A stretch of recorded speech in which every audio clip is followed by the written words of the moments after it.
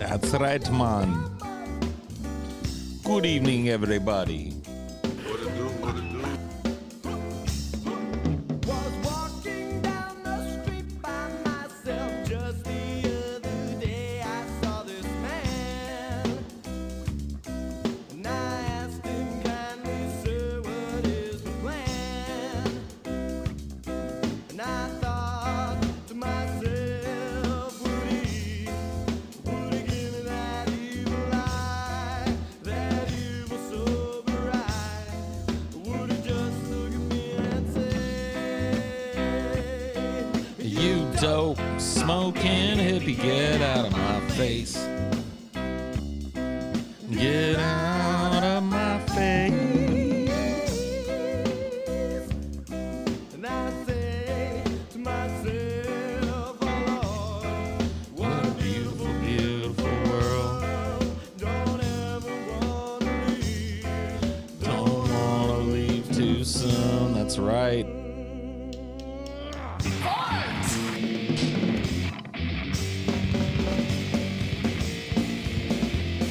Let's ride our road. Keep you rapping and singing in the corner of your mind. Like a tick with your fingers, see if I ever give it time. Temporary laptop, never is what I suffer from. Taking iron drops to my head, but never to pick up calm. Yeah, I don't want to see.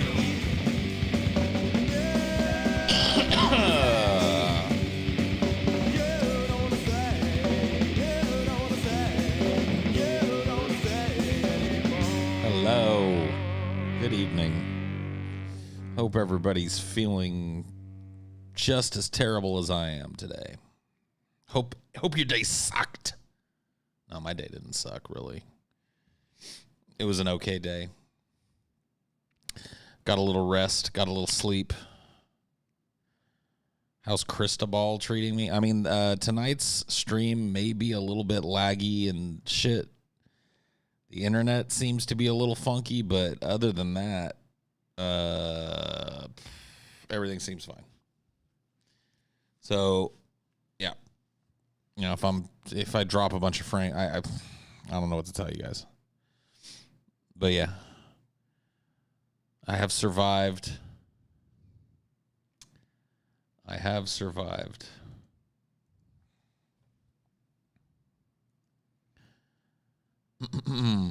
Cristobal was not strong enough to take down the real ball. Slept all day and woke up 2 hours ago. Damn. Damn.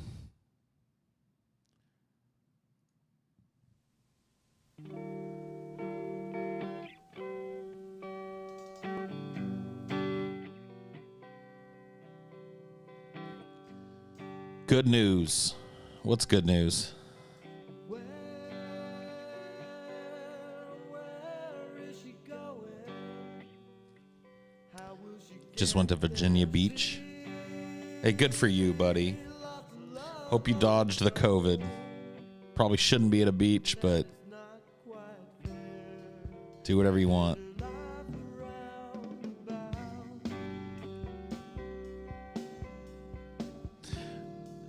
Did everybody think I was going to die?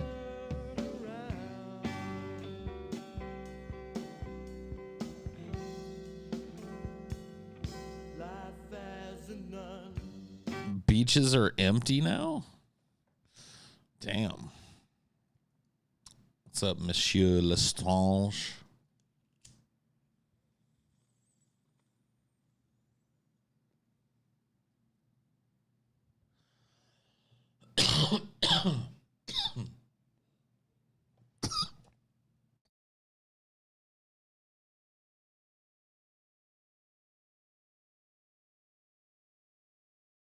Welp. Any chance of y'all recording shows in person again? Yeah, I mean, eventually we will, I'm sure. I don't think it'll happen while COVID-19 is having giant upswings again. Especially in places that over-relaxed their restrictions. like Texas and California. Yeah. No, we'll all get together soon. I mean, well, I guess I don't know that it'll be soon, but we'll get back together as soon as we can and be safe about it.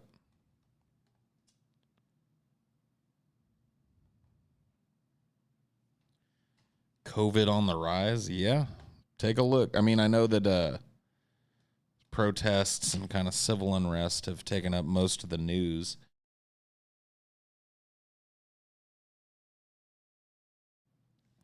But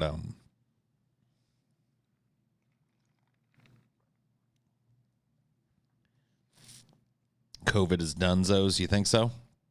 I don't think so. If it is, great. I'm happy. Then the answer to the question is we'll be getting back together soon. If it's not, though, which is what I expect, literally found out I have Asperger's last night. Mind blown. It's like a plant finding out it's a plant.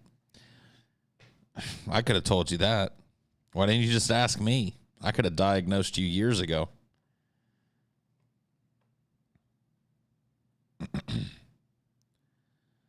When I think of the UNATCO theme from Deus Ex, it's one of my favorite video game songs ever. So cool. It's so goddamn cool.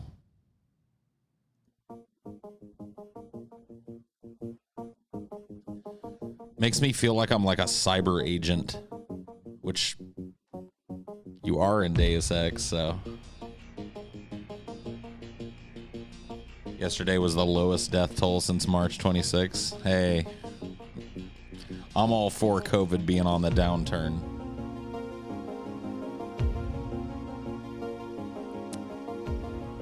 Yeah, dude, I gotta put on my cyber detective glasses if we're gonna be playing this music. That's right. Analyzing.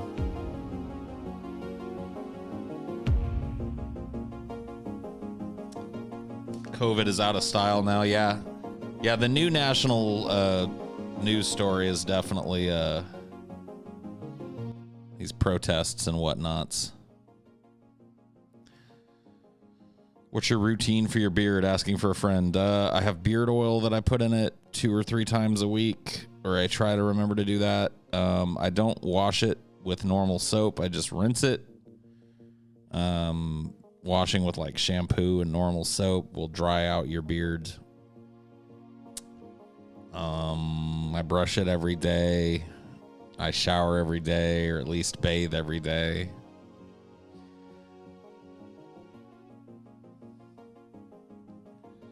Paul, I vaguely remember you had a story about some BDSM orgy that you accidentally went to when you were a teenager.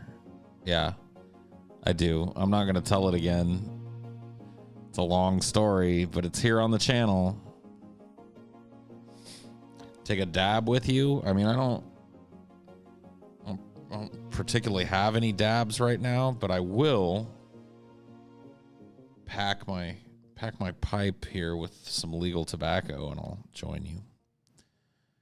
I've already started down that road, though, so I've got a head start on you.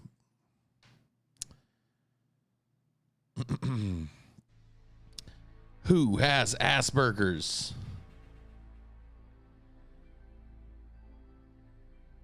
Who has Asperger's?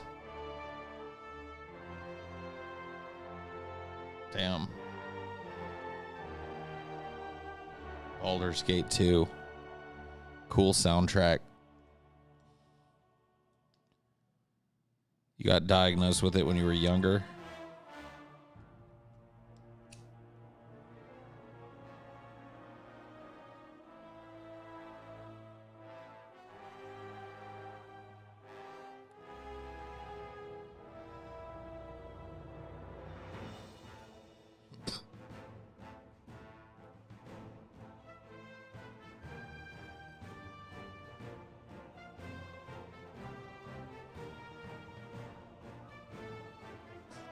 Funny how a lot of the mods have the tism. I mean, funny how a lot of the people that watch have the tism.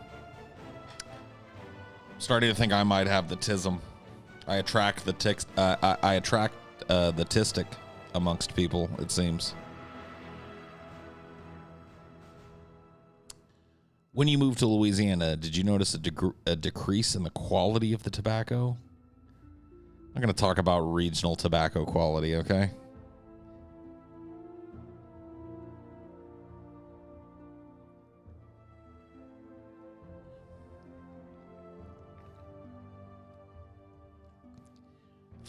Why are you so socially inept? Probably because you just don't practice. You gotta practice being social and sociable. Everyone has Asperger's. Plot twist. We're all autistic. Oh, man.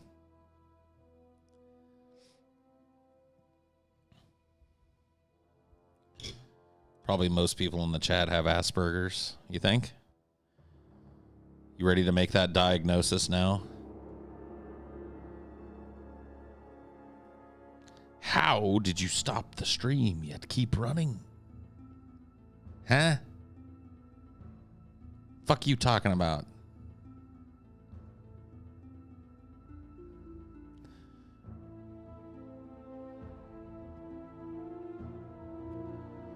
I'm usually talking with people every day on Discord, but I miss hanging with people IRL.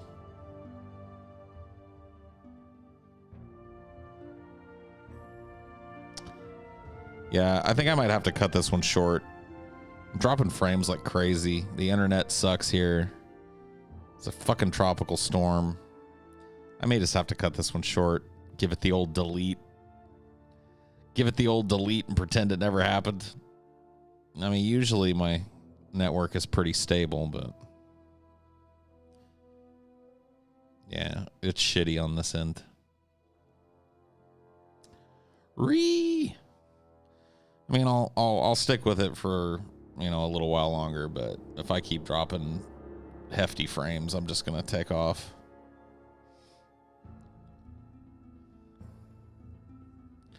It's been a little catchy, but mostly fine. Yeah, I mean, I've dropped a significant number of frames since starting, so.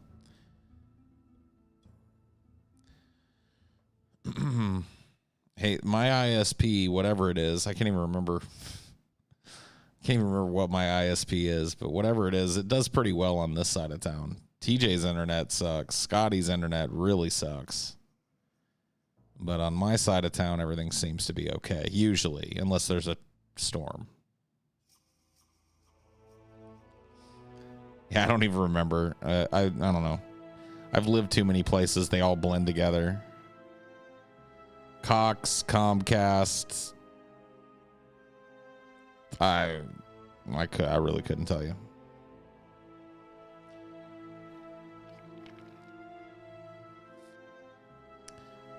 I wouldn't say TJ's out in a rural area, but like Louisiana is kind of just all rural area.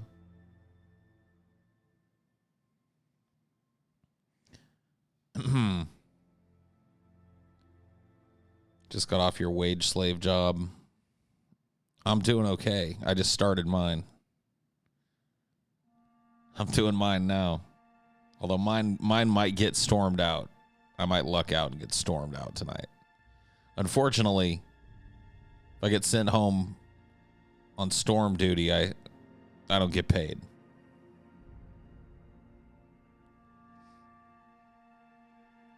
You get better India and better internet in India than Kentucky. Yeah, I believe it.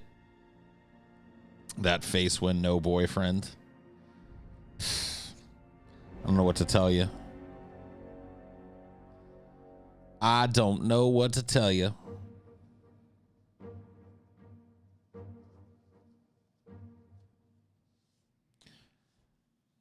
I do not know what to tell you. You missed your chance. You missed your chance to date Paul's ego. I was single there for a while.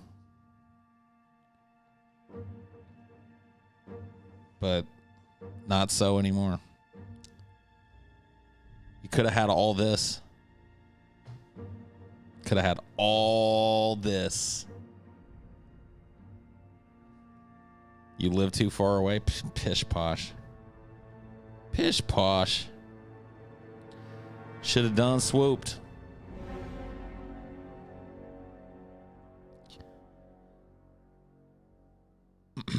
No beard burn, yeah.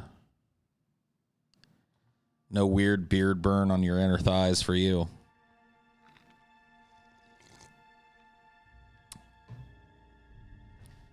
No distance is too far for true love. No, I don't do long distance shit though. That doesn't work out for me. It's like torture. And it's just horrible. It's horrible all the way around. I mean, like a short-term long distance thing is okay, but eventually, you know, we got to come together and do the horizontal mambo. Shit's got to happen. Shit's got to go down.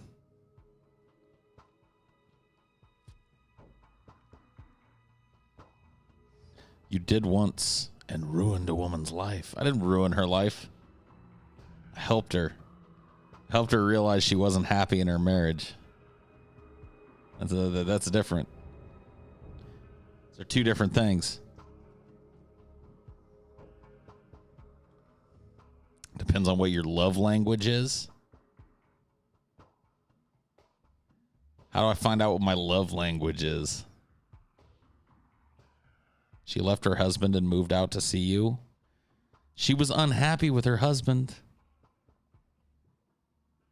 The fact that I ghosted probably was a good thing for her. I was 17. She was 29.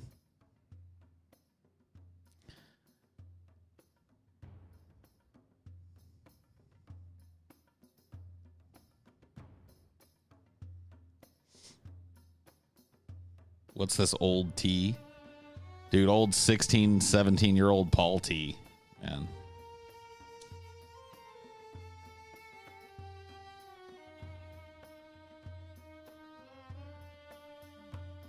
Yeah, I helped out, man. I bet he had a better life because I hopped on that shit. I bet she had a better life because I ghosted that shit.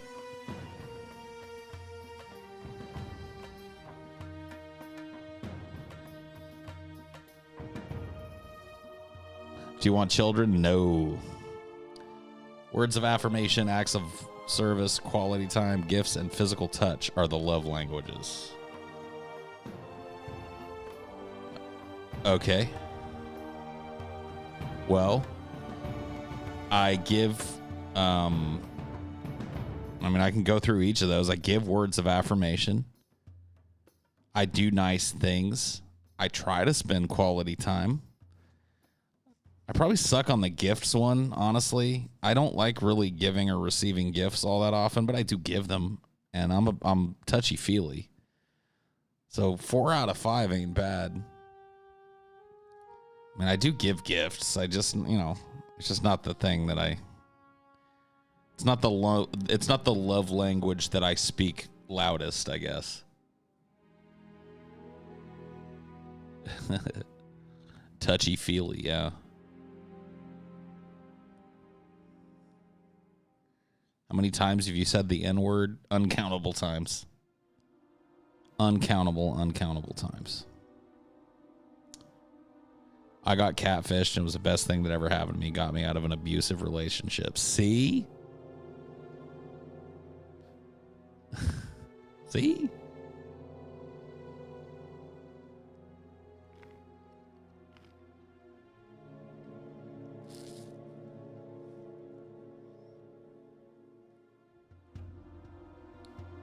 I have said the N-word 17 times. You've got like a running stat screen, like a GTA stat screen. I've often wished that my life had one of those so I could go through and look at all the weird things I've done and how many times. Shut your pants 14 times. Hurt somebody's feelings without realizing it 2,900 times.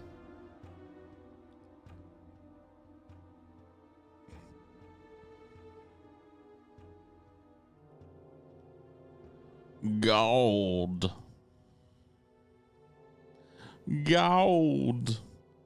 I love that story you tell about how you and your friend were listening to rap music in the car and the black guys in the car next to you and you started busting out. Oh, yeah, that was horrible. That was horrible. I remember the song, too. It was Redman and Method Man, Let the Monkeys Out. It was bad. Bad news. Bad mojo, man. That is not the song that you want to pull up next to a couple of black dudes and be singing.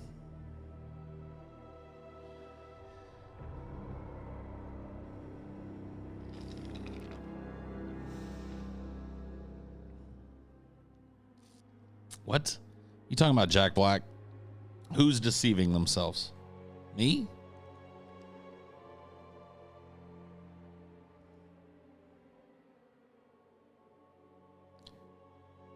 What's the worst cringe you've had to endure? I don't know. It probably came from me, though.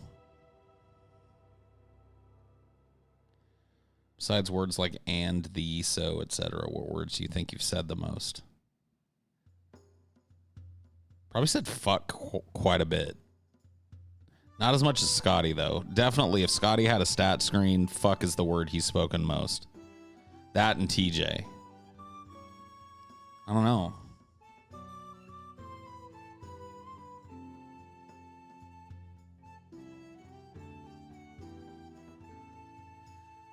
It sounds like like music that would be playing in a cool little fantasy town somewhere.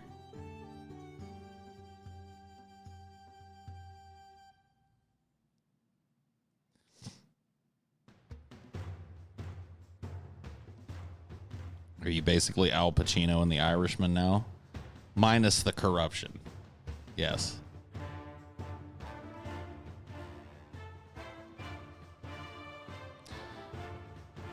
Now, Al Pacino was playing Jimmy Hoffa in that movie. Jimmy Hoffa played that role first. Suddenly a fight in the tavern, yeah. I don't know. I'm digging this. I probably won't get away with it. I'll probably get this stream nuked, but at the rate it's going, the stream is going to nuke itself, so. The word I've said most is Madeira. Everybody hates that I bring up stories about the place I grew up as if they never do that.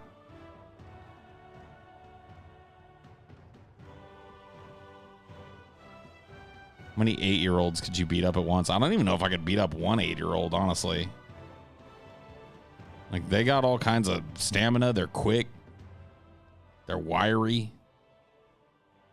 I'd probably get my ass kicked by a single 8-year-old. But 2 would definitely take my fat ass down. That'd be over pretty quick.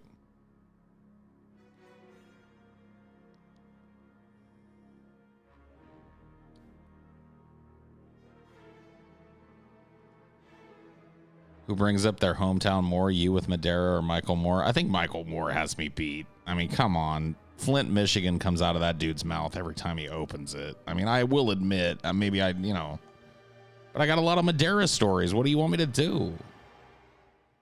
You know what I mean? I spent like, let me do the math. I'm 40 years old, was born there. I left Madeira at 18 and then returned at 21 or 21. And then I lived there until I was about 36. I don't know, man. You guys do the math. So 0 to 18, that's 18 years. So basically I just skipped 3 years. Well, then the last 5 years or so I haven't. So like 5, 6, 7, 8. So 8 minus 40. There you go. 32 fucking years in Madeira. You know what I mean? It's more time than most of you have been alive. And that's just the time I spent in one place. Good old Madero.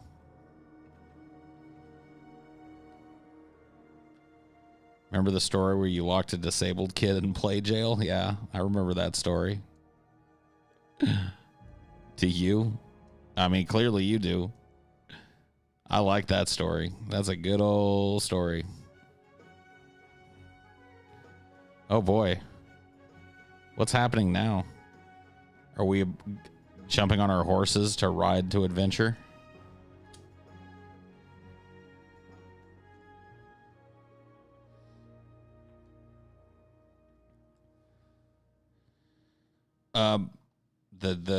The jail story.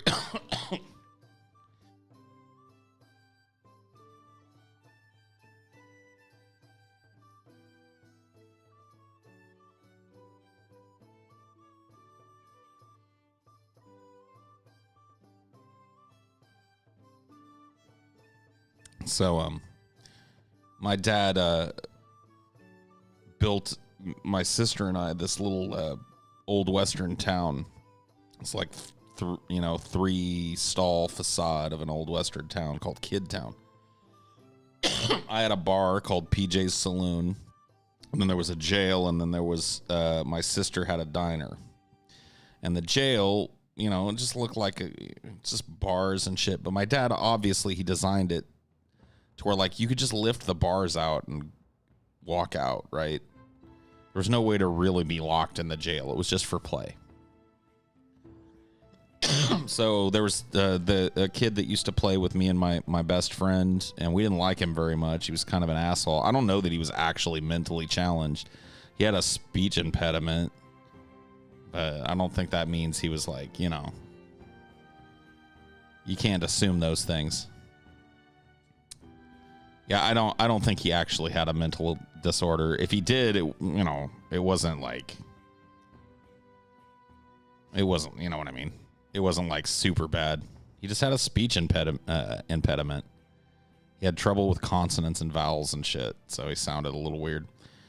But anyway, he came over and he was playing with us, and he pissed us off, and so we threw him in the jail, thinking like nobody's retarded enough, like he'll escape, but it'll give us time to like get away from him so we can ditch him. So we threw him in my jail. And then took off running, and went and played for a few hours and came back, and we could, like, as we were walking back up to the property, I could hear him like crying, "Somebody help me, please. Oh, let me out, please." Oh, and I was like, "Oh my God, you got to be kidding me." And I went over there, and the dude, like, for probably like 2.5 hours was just trapped in my jail. I like walked over and he's sitting there like, "You guys gotta let me out. You gotta let me out." He's like shaking on the bars, like, "Release me." And I just like walked over to one of the bars and I lifted up on it, and it just, the whole bar came out and made way more than enough room for him to just walk out. And he just like, was all mad, and he just left, ran home crying. I think I got in trouble for it too. Like, I think his parents were like, "Sean was imprisoned." And then like they came over and like my dad showed them the prison, and they were like, "Oh, our son's just dumb. Never mind. No harm, no foul."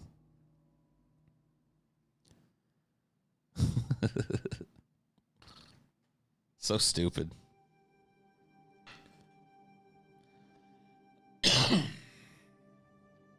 Yeah, it was the same kid that broke the trumpet, yeah.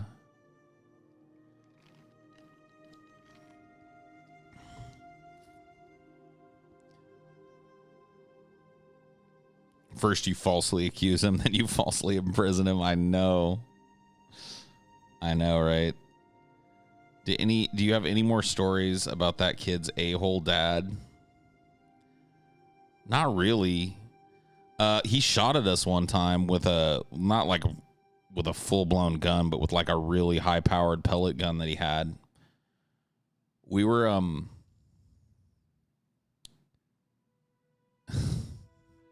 we probably deserved it.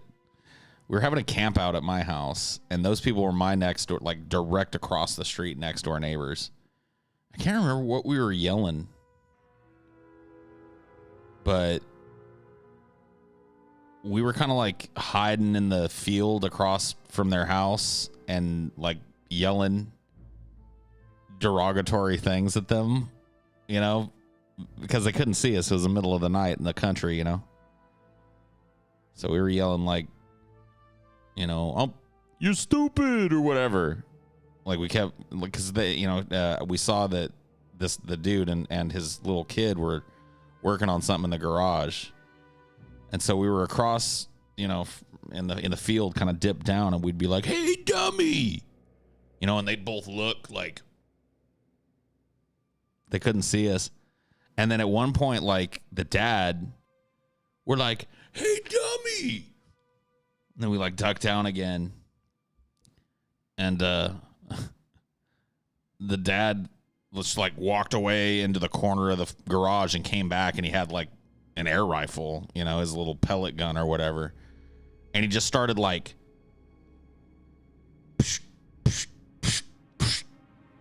you know what I mean? Just like taking pot shots in that direction. We were like, whoa, we're all dipped down. And then he like set it down next to him and went back to, I think they were working on a car together or something in there. And so he like set it down next to him. And we waited for a little while, all ducked down. And they were like, "Hey, you're stupid." And like as soon as we made the noise, he was up and like, we felt like pellets whiz by, and we were like, okay, it's time to stop this. It's time to sneak away. This operation has gotten too hot. We've got to, so we belly crawled away, you know what I mean? To make sure we didn't take a pellet in the ass or something.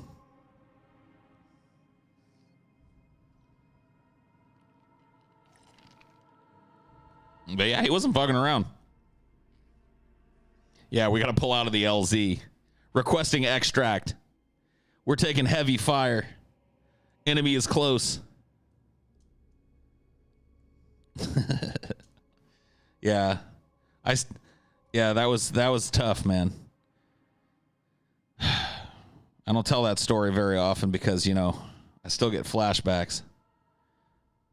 I can still feel the pellets whizzing by my head.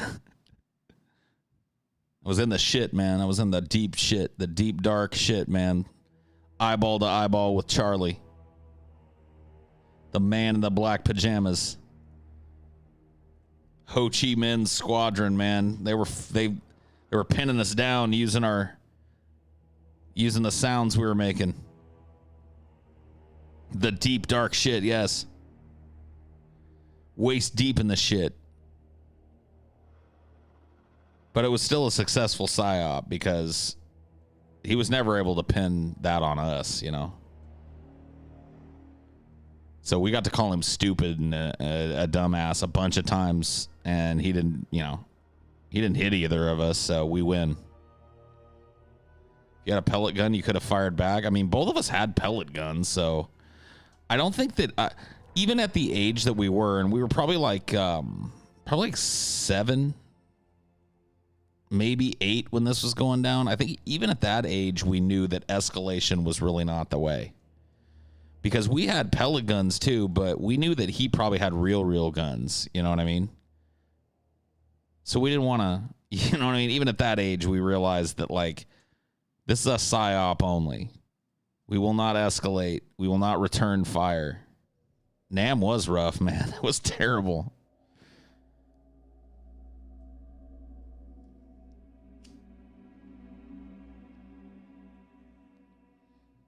What did his kid do to be an a-hole? I mean, he was just like, have you ever, like, if you remember being a kid, did you ever have a friend that was like, you couldn't play anything with him because he would always cheat and like bend the rules so that he could never lose? Like if we were playing soldiers, you know, I'd be like, bang, bang, bang, I got you, Sean. And he'd be like, no, I'm bulletproof. And we'd be like, okay, well, whatever, I throw a grenade. And he'd be like, I'm grenade proof. And we'd be like, all right, you suck. I'm everything proof. That was our big meme with him. Is like, because he would be like, I'm everything proof. And it's like, then why are we even playing this? So you're God, basically? You know, we didn't say that, but that was the basic gist of it. It's like that doesn't make it fun then, Sean, if you're everything poof. Yeah, but you guys have 2 and I'm only 1, so I have to be bulletproof. And then it's like, well, so we can't win? He just sucked. I threw his dumb ass off a fucking haystack one time that was probably about, I don't know, probably about a 20-foot drop. I broke his little fucking arm because he was being a dick. I mean, it was a total kid fight, too, and I dominated his ass, dude. I'm everything poof. So me and my friend John were climbing the haystack, and it had like a blue tarp over it. You know, if you've ever seen how people store hay, you know what I mean. But it was, you know, pretty tall for the kids. We were up on it, and then he comes like over, and he's like, "I'm coming up, Dale." And we were having like a feud with him at the time. He's like, "I'm coming up there," and I was like, "No, you are not. You are not allowed on my dad's haystack."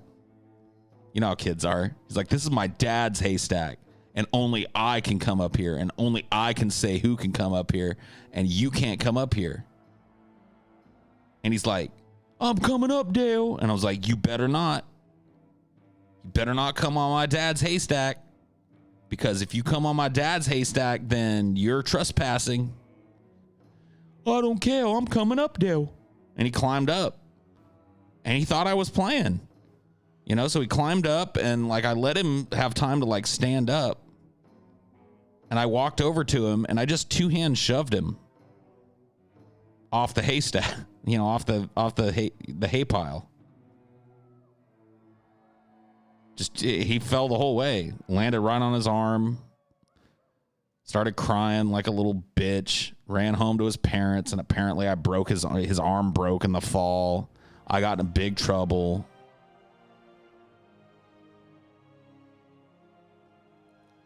Yeah, I mean, I had, you know, 300 wasn't out yet. If 300 was out, he definitely would have gotten Sparta kicked.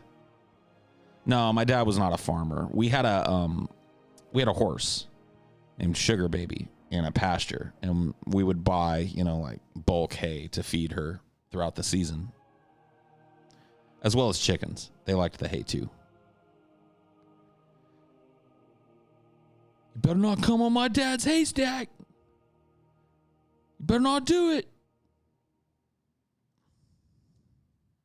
Yeah, we had a horse named Sugar Baby that loved to get drunk. Have you ever went looking to see where Sean Johnson is now? No, I have not. Should have thrown him off the atomic, and then atomic leg dropped the fucker. I mean, dude, I did enough. It was like being thrown off the Hell in the Cell. Like, he didn't think I was gonna do it either. He just stood there. He thought I was gonna, like I was playing when I started walking towards him. He just stood there all like obstinate, like he's calling my bluff. And I just put both my hands out, and he was airborne. Like airborne, you know what I mean? Like it took him a minute to hit the ground. But, you know what I mean? Like I told him, this is my dad's haystack. He was not invited. I get to say who comes on my dad's haystack. And only me and John can be on my dad's haystack right now. Like, I warned him, so I don't feel bad. I don't feel the least bit bad about it.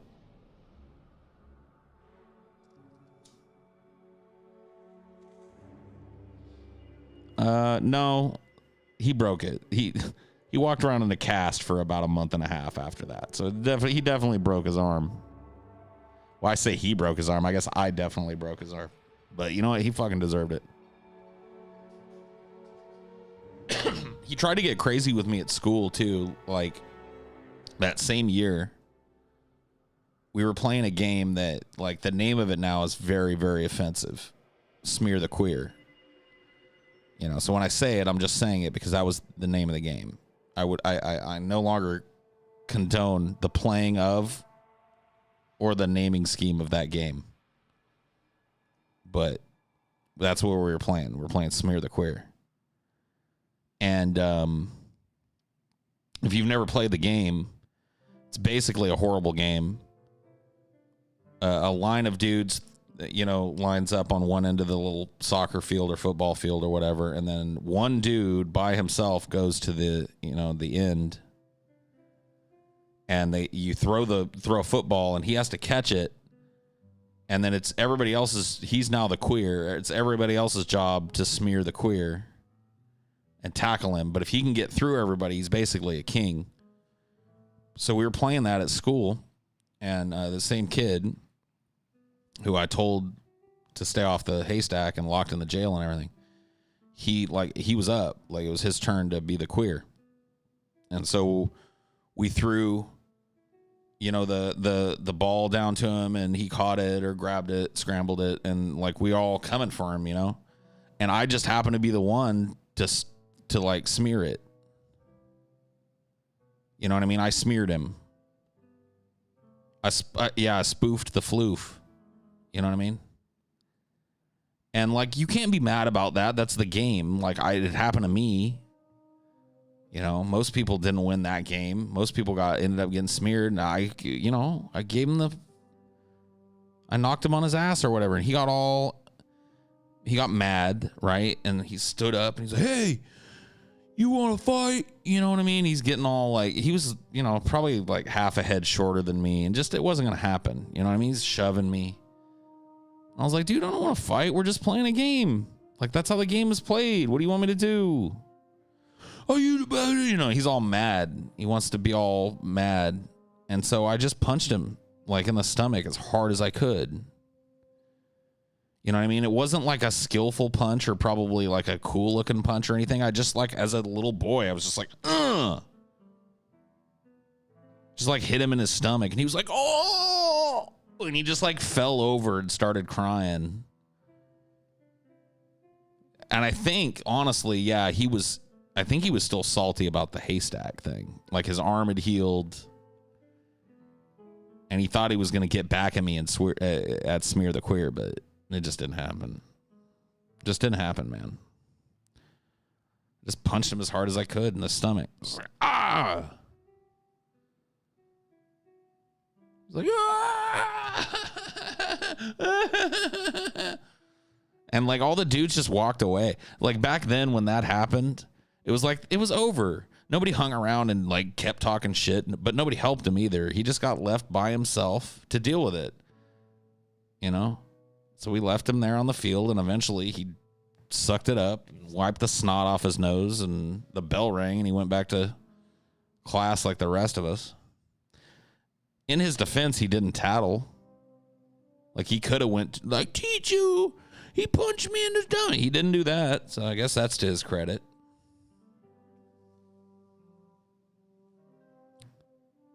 Paul's telling a story about how he beat up a gay kid. What? What are you even talking about, man?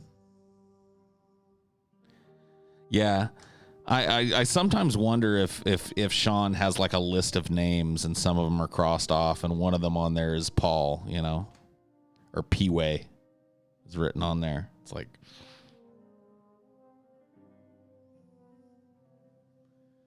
pushed a kid off one of those spring pony rides and knocked the air out of him, so 7-year-old me thought I killed him.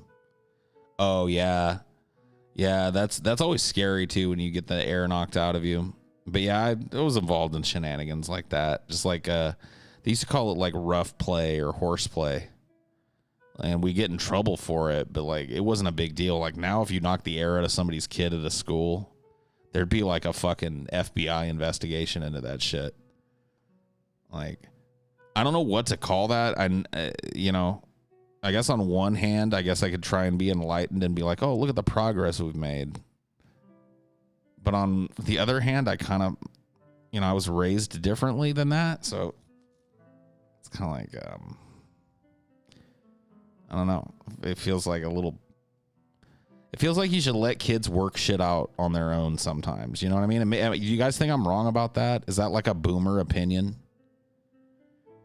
Because I really feel like as a kid, I didn't get in a bunch of fights, but I was in a few fights, and it's like sometimes kids would get in a fight and then they'd work that shit would get worked out. One would win, one would lose, and that shit would get like fucking worked out. I mean, I'm not saying you should let kids beat the shit out of each other or kill each other, but that never happened back in the day. Like, it was a fight. It was a fist fight. Fighting is bad. Violence is wrong. I agree, which is why I'm saying, like, you know, I don't think we should encourage kids to fight. Like, we were never encouraged to fight. I'm not saying that, like, we were just left in some kind of fucking Thunderdome to kill each other as kids. Like, you know, if we got in a fight, there would be, you know, an adult would run over and break it up. But it's like now, like if there's a fight at a school now, the cops get called and there's like a police report and both kids get suspended. It's like a huge, big fucking deal. So it barely happens anymore. Like I'll tell you, like I worked at the school district in 8 years and I was all over those campuses and I don't think I saw a single fucking fist fight happen in the 8 years that I worked at. Well, I worked at, like over the course of that 8 years, I worked at 5 different elementary schools, a middle school, and a high school. And I never saw a fist fight at a school, which is weird to me because like they didn't happen all the time at school, but like once a month or something, a couple of kids that didn't like each other would kind of like bust each other up a little bit. It's definitely an American thing. Yeah. I mean, like we were mean to each other, and that was the end result of like being, you know, kind of cruel. I remember my friend John got in a fight with a kid that we nicknamed him. His name was Brian, but we nicknamed him Retarded Fu Manchu because he was fat. But so I mean, we were all chunky. He was fatter than we were at this time. Actually, I wasn't even really chunky at the time. I was a pretty athletic kid, so I guess I was just fat shaming him. But he was a fat kid, and he would always brag about how like I know karate, and he would do these like ridiculous spin kicks. You know what I mean? Where his leg wasn't even extended, and he was barely. You know what I mean? Like he's trying to show off that he knew like karate moves or whatever. And like John, my friend John. Like, this has no bearing on anything, but later in life, John came out as trans and transitioned. When John was in school, and I knew her as John, she was tiny, you know what I mean? Like, teeny, like, well over a head shorter than I was. And Retarded Fu Manchu was, like, my size, you know? There's like this big size difference between the two. And like, for whatever reason, Retarded Fu Manchu did not like John. And so they were going to fight. Like we were out by the duck. There was like a backstop for playing stickball or whatever. And behind that was like kind of a cool kid hangout spot, like for the 5th and 6th graders and shit, because it was a little out of the eye line of the teachers. The teachers didn't like us being back there. But if you were quiet about it, there was a big old tree back there. And you could just chill and kind of be out. It was cool to be out of the teacher's eye line. And we used to have this hobby. It was the weirdest shit. We'd go out and get like mud, and we'd make the mud into like these really like round balls, and then we would leave them somewhere secret out there, and then they would dry, and you'd have this really cool like dirt ball. I don't know if other kids did this shit, or if this was just something that me and my friends got into, but like we were all obsessed with this shit for a while. Like we would go out, especially after it rained or whatever, we would like, you know, like do it out of the side of the teachers. So we were not supposed to be doing it, but we would like, yeah. I mean, the Central Valley of California has got a little bit of clay in the dirt. But yeah, they would, you know, and then we'd leave them in the sun, and then like the next day at recess, we'd go check them, and they would be like, ooh, yeah, we got, you know, we'd throw them up against the fence and watch them explode and shit. That was just our shit. That's what we were doing out there. Well, Retarded Fu Manchu was mad at John. I don't even remember for what, and he came at him, you know what I mean? Like out behind the dugout. Like, let's go. And he like took some karate stance or something. I can't really remember like what stance he took, but it was something like, you know, or whatever. And John's just like standing there, and like not a fighter, not a big kid, not a fighter. And Retarded Fu Manchu like came for him, and he happened to have one of those dirt clods that we'd made. And so John just went like, poof, and just like chucked it and hit him in the face with it. And it was, you know, I mean, it wasn't super hard. It broke up in his face, I remember, and like put dirt all over his face. But it hit him hard enough to where he was like, and like ran away with his face all dirty. And we were like, damn, John, that was hard. That was hardcore. I can't believe what you did to retarded Fu Manchu. And he was just like, I don't know why you want to fight me. I was like, I don't know either. But yeah, I mean, you know. But see, when shit like that happened, all that happened to retarded Fu Manchu is he probably got some sand in his eyes, maybe a little bruise on his nose or something, some dirt in his face. But then after that, he just left us alone. Like, he stopped trying to bully John. He stopped trying to pick fights all the time. He stopped bragging about his retarded Fu Manchu. Because once you say, like, I'm a karate guy, and then somebody throws a dirt clod in your face and makes you cry and run away, like, you can't really keep doing that. Yeah, he got put in his place by a kid that was like half his size. Beautiful, you know, but like, what an object lesson for that kid. You know, I like to imagine that retarded Fu Manchu might have grown up to be a better person because of that incident. You know what I mean?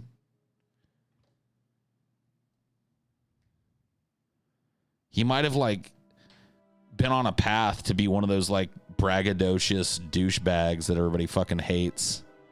You know what I mean? And maybe he just became, like, a humble, self-effacing, normal guy that's good to his kids and works a normal job and is nice and kind or whatever, goes to church.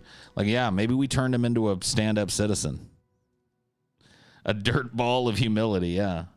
I don't know if he has kids or not. I'm just, you know, I'm making assumptions about the life of retarded Fu Manchu. We didn't go to the same middle school, and I didn't see him at high school, so he might have moved with his family. Maybe that dirt clod to the face was just too much.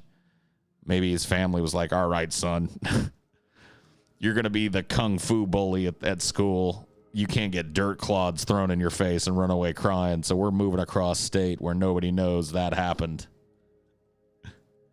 So you can be retarded Fu Manchu once more.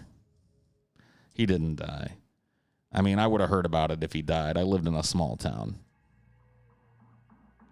I mean, I'm not saying he's alive now. I'm just, like, he didn't die as a kid.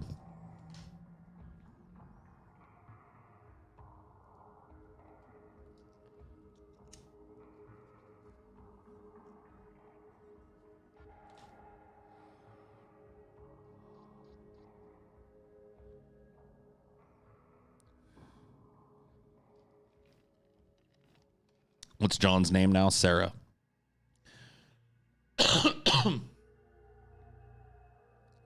I always worry when I'm telling old childhood stories if like I say, John, am I dead naming? Like, I doubt that John would give it, or I'm sorry, I doubt that Sarah would give a shit.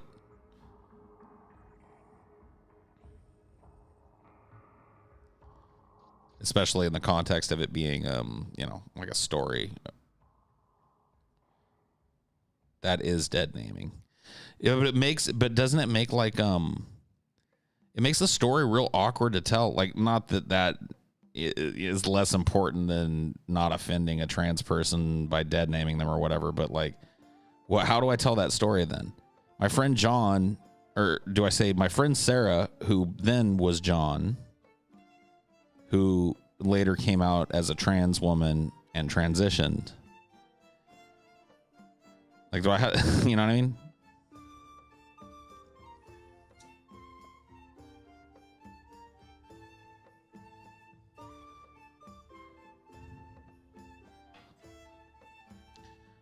It just messes with the you know, and that's something that I have to figure out. But yeah, no dead naming intended when I tell my stories. It's just, you know, if she doesn't care now, then telling the story with her previous name I think is fine, because back then she was John. Yeah. Well, yeah, we grew up together. She was John, like John, my best friend. And then she transitioned. We were in our 30s. And since then, like, if I always refer to her as Sarah, but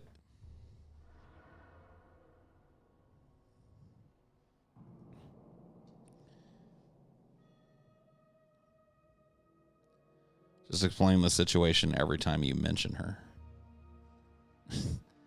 Well, I tried to. Sarah transitioned in their 30s, yes. Was closeted for a very long time. Damn, is Sarah taken? I don't know. You'd have to hit her up. We haven't been in touch for a while now. Not out of any, ill will or anything. We just kind of went separate ways or whatever. But in my experience, only children are softer. Only siblings beat some sense into you. I mean, I didn't have any brothers, though, so I guess I needed some bullies to kick my ass. Yeah, I mean, and then there was, there were kids that actually were in karate and shit. I got my ass beat by one of those. His name was TJ, too. A Mexican kid, though. I remember his last name, but I won't say it because I don't want anybody fucking with him. But yeah, his name was TJ. And he got mad at me because I insulted the Broncos after they lost to the 49ers, which I couldn't care less about either team. I was a Raiders fan, still am. But yeah, he overheard me saying some shit about the Broncos losing. I was like, whoa, the Broncos really got stomped. And he was like, what'd you say, motherfucker? Or whatever the 8-year-old equivalent of that is, And I was like, I'm not trying to be mean or whatever, but the Broncos sucked last night. They got beat by a bunch of points and shit, and it was a real boring game and stuff. That's all I was saying. And he was wearing like a Broncos starter. Well, it wasn't a starter jacket, but it was like the rip-off Broncos jacket,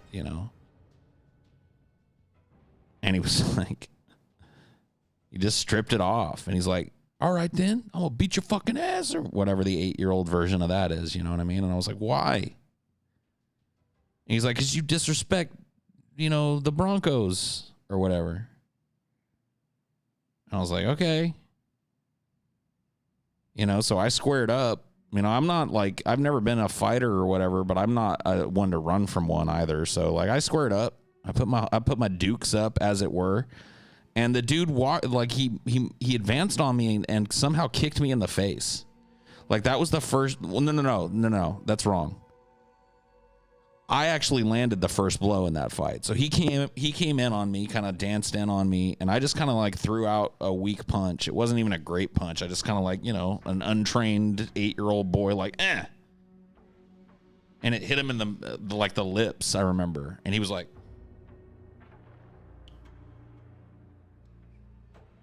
and then he came for me and somehow kicked me in the face, and that hurt. I still remember to this day, like, if you've never been kicked in the face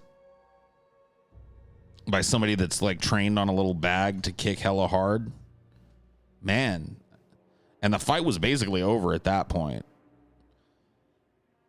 I got kapowed, man. I got kicked right in the face.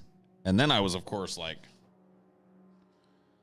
reeling, and in the ensuing kind of build up to our fight, a bunch of because he was a popular kid and I wasn't like unpopular, but I didn't have like a gang of friends. He had a gang of friends, like 8 or 10 dudes that he ran with, and as the fight had started, they had all surrounded us, and so he would kick me or come at me and kind of shove me, and then I would fall back into them and they would hit me in the back of the head and shove me back towards him, so it was not exactly a fair fight, but I don't think they did the most. He definitely did the most damage. And then the fight ended with him like kicking me or punching me real hard in the stomach. I remember, like, I think it was actually a punch. I think he just like gave me a real stiff like gut shot.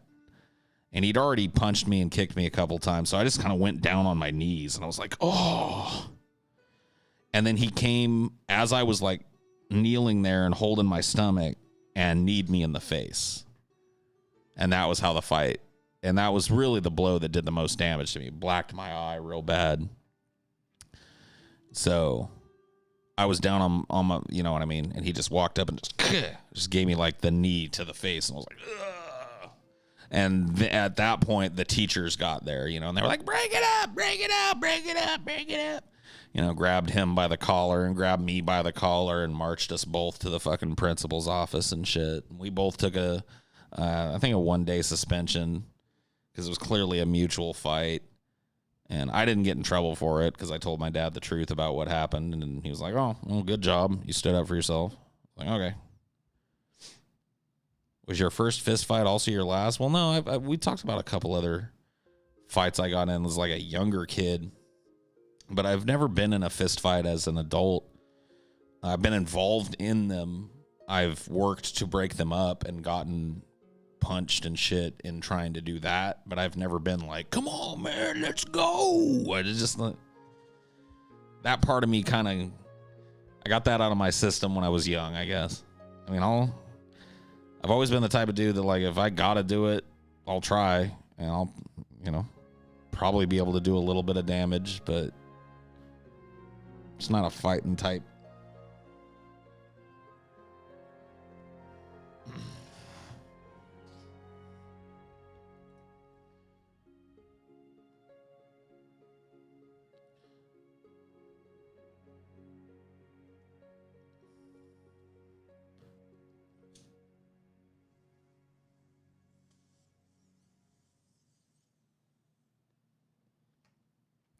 Have you ever broke TJ and Scotty up from fighting?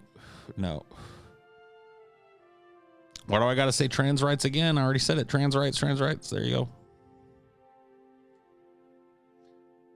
go. No. Yeah, no, I wouldn't step in between TJ. I mean, unless one of them was literally going to kill the other one, which I've never seen it get to that point. Like if, TJ had Scotty pinned on the ground and was just double hand choking him or whatever, and Scotty was turning purple, I might jump in and try and break that up, because as much as those dudes fight, I don't think they want to kill each other. So, but I've never seen it get to that level. They can hash out their differences.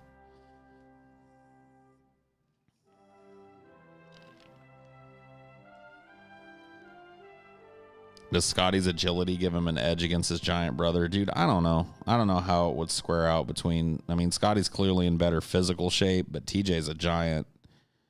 So, if I were a betting man in a straight up, fight between them, bare knuckle, no weapons, to the death, I would probably put my money on TJ just because of the immense size difference and reach advantage that he would have. But Scotty's in better shape, definitely would be able to tire TJ out, so it could go the other way. So I assume you stopped being a BK historian these last couple of years. For the most part, yeah, I'm semi-retired. I mean, I'll never fully retire from it, but I have a couple of little birds that keep me abreast of anything major that the manatee gets up to. I got a couple of people that'll DM me and, tell me when something happens that is particularly funny or particularly egregious. So I won't lie to you and tell you I don't, I never get an update on the manatee. But yeah, no, I'm definitely semi-retired. I'm out of the game. I haven't watched a Brett Keane video and I don't even know how long. I've taken peeks at them, I guess. I think last year, 2019, somebody sent me a video and I was like, okay, this sounds interesting enough to let's just see what Brett's doing. And I clicked on it and watched 5 minutes of it, and it was the same thing. I don't think I've seen anything recent from him, no. But I got to be honest with you, the reason why I've stepped so far back from the Keanology is because he really, you guys saw it on DP. He is utterly predictable to me. I've got him clocked as a human being. I really do. There's no stance he takes that I haven't heard out of him before. The Brett Keane cycle is a very real and documented thing. I remember, I think relatively recently, somebody put a bug in my ear that he was doing the I'm leaving YouTube again, and I was like, the cycle continues. Nobody ever comes to me and tells me that Brett is doing something that shocks me. You know what would shock me? If one of my little birds came to me a year from now or something and was like, hey, Paul, Brett lost 180 pounds and he's like running marathons and stuff. And he's doing a charity stream. I'd be like, what? That would be something I might go have to check on. But, you know, most of the updates are, newsflash, Manatee still sitting in a puddle of his own sweat, making unwatchable videos and blaming TJ for everything. That's basically the update I get, so. But yeah, that's never going to happen, you know, because it's Brett. You know, so. Yeah. I'd be shocked to hear that Brett did something altruistic. I'd be shocked to hear that Brett did something that was like self-betterment in any way. Like got a set, like built a set and started doing actual videos. Like that would impress me. Like even if they still sucked, like if Brett built himself like a little set and started making like rant videos and maybe got himself a little teleprompter or something and started actually trying, even if they sucked ass, that would shock me, because it would be the Manatee like actually trying to like improve himself in some way, you know what I mean, which is like totally against his character. Because like I'll tell you guys what, like yeah, he's gotten new webcams and new laptops and new mics and shit here and there, but like Brett makes his videos the same way he made them back in 2007, laying on his stomach, kicking his flippers behind him, you know what I mean. Did you see the AMA his son's ex-fiance did? Yeah, well that, of course my little birds made me aware of that, and I flipped through it. I mean, once again, it had nothing in it that I didn't know. It was just like, and once again, I don't know for sure that it seemed to me that she had a lot of credibility, because I saw pictures of her standing with Keen's son. They were clearly dating. So, you know, whether or not it was actually her or not, I don't know if that was ever proved, but I'm pretty sure it happened on Facebook. So, you know, it's pretty easy to. But anyway, that being said, she didn't confirm anything about Brett that I didn't already know. He's abusive. He's an asshole. All he does is sit around all day while Dorn does all the work. Like those are the bullet points that I remember. You know what I mean? I was like, well, duh.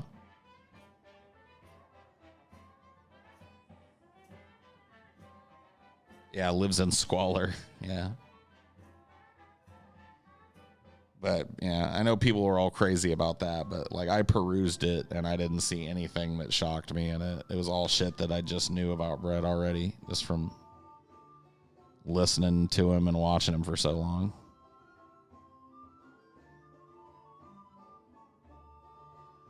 Paul, want to form a polycule? A polycule? It's a polycule. Is that some trans shit that I'm not allowed to know about? That's not what I said. That's what it says. Want to form a polycule, my trans sisters.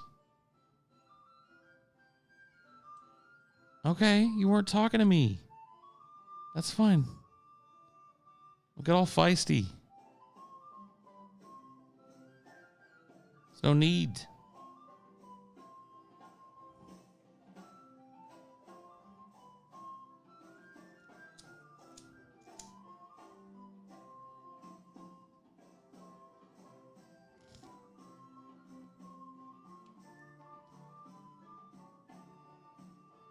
Feist.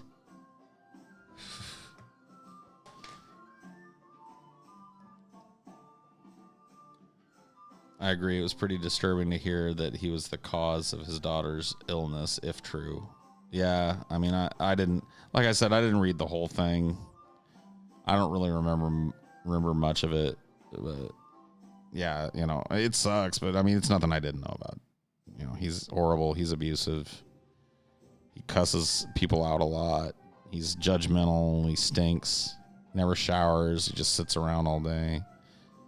His wife does all the work. Collects government checks. Plays video games. Plays World of Warcraft all day. I mean, like, duh.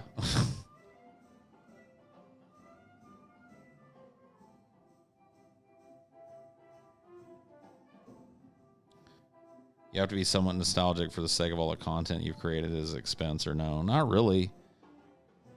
Like, it's very different consuming content and making it. And I think a lot of people have a disconnect there. They think that me and creating the content, I'm having the same experience they are watching. And sometimes we do. Sometimes I end up making content and I'm laughing at the same time you're laughing. But still, being the guy that made the content, it makes it different. Like, I'm done. Like, there's really nothing I haven't said anything new about the manatee tonight. Just reiterated what I know, you know. And that's really what it got to. It got to the point where I had the dude so clocked that nothing he would do or say would ever shock me, and I really had no new ways of pointing it out to people. So I'm really glad that, you know, I got all that out. It was fun. I had a good time. I think he did too, honestly. Deep down in his aquatic heart, I'm pretty sure he loved every second of being the villain of the Drunken Peasants. Which, you know, kind of makes me happy that he got a big gummy grin out of it along with me. You know what I mean?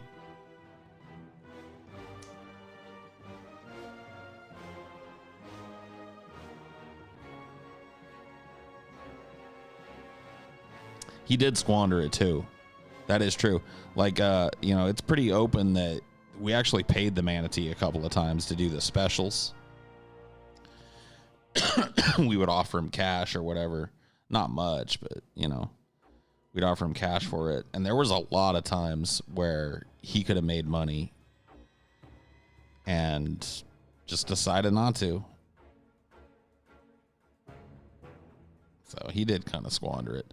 And if he would have really, like, changed his persona just slightly, he probably could have ended up a drunken peasant. That's the thing. That's the thing about Brett, is like, I could see Brett, like, if he was smart enough to do a face turn and start making actually good content for a little while and interacting with us in a positive way, there's a really good chance that Brett would have been brought on as a regular guest at least. And, you know, maybe an outside chance of a fifth peasant. Yeah. I mean, you say you'd hate it now, but I'm just telling you. But then he wouldn't be Brett anymore. See, I don't think that's true. I think that same antagonism and obstinance and stupidity could be brought to the table, and he would have been a great foil for the rest of us. You know? I kind of played that foil for a while. I was kind of the dope, the heel of the show that everybody dumped on. I loved it. I found it hilarious. But I think that Brett Keane could have joined in, and then it would have just been like boom shakalaka, you know what I mean? The three of us dunking on him constantly, and him never realizing that he's been beaten to a pulp, you know, him thinking he wins all the time. Like, that could have been a great dynamic on that show. I'm not even lying. But it's just Brett, he undermined and bridge burned any chance for that to become a reality ever.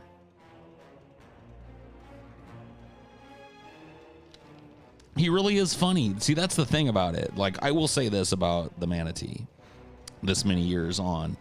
Like, and I'm not gonna suck his big old blubbery manatee cock or anything, but he's a funny dude. Like, he's got a sense of delivery. He's got a sense of humor, clearly, about what he does. You know, we've seen Brett Keane break character a number of times making these videos, so it's clear that a lot of this shit just really, you know, he's a troll like us. He's just also such an unrepentant scumfuck, you know? And if he could drop that, if he could just be a normally good person, then people would work with him, and he might actually get work doing something. But he's such an exploiter, and he's such a liar, and he's such a fucking crazy, you know, just a crazy person to do anything with. Like, he's just so fucking intransigent and so unchanging and so predictable. You know, if he was able to break out of that and be like, you know, come to it, because, like, I gotta be honest with you, if he would have come to us on the sly and been like, hey guys, I have a lot of fun doing this, you know, Brett Keane versus DP stuff. I really want to know, is there a way that, you know, we can make this more part of the show? Because I know you guys watch my old videos and stuff, but I would love to come on the show. And I I wouldn't need to be paid, at least not at first, but if it takes off, maybe, come on once a week or something. Like if he would have made that pitch, there's a chance that pitch would have been taken. But see, that pitch that I just gave you would never come out of his mouth. It would be like, I demand $5,000 per appearance situation. You know what I mean? He would never be humble enough to, because like I didn't get paid the first fucking 8-10 times I was on the Drunken Peasant. It didn't even come in my mind to get paid. I went on that show and won the audience's, favor for free on my end. And then, after I got popular, what happened? The guys came to me and they were like, hey, you interested in making a little scratch on the side, being a Friday guest, kind of in perpetuity? And I was like, sure. It wasn't a lot of money, but it was a foot in the door. And then look where I ended up. A year after that, I was living in fucking Seattle in the same building as the Drunken Peasant studio. And I was on the show. I was a Drunken Peasant. See, that's the fucked up thing about Brett, is he could have taken that same trajectory and been on that show and been a part of that show. Maybe not like a peasant, but no.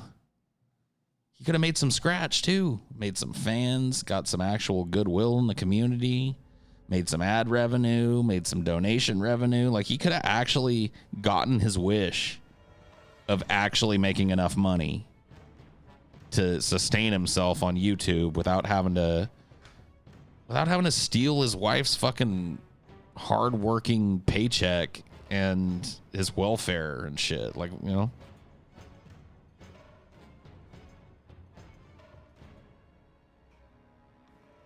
Yeah, he could have gotten Dorn that modest dress. He could have gotten that new PS4 with a flat panel TV. You know what I mean? Could have gotten his family like a nice little 3-bedroom apartment to live in that wasn't a total fucking dump on wheels.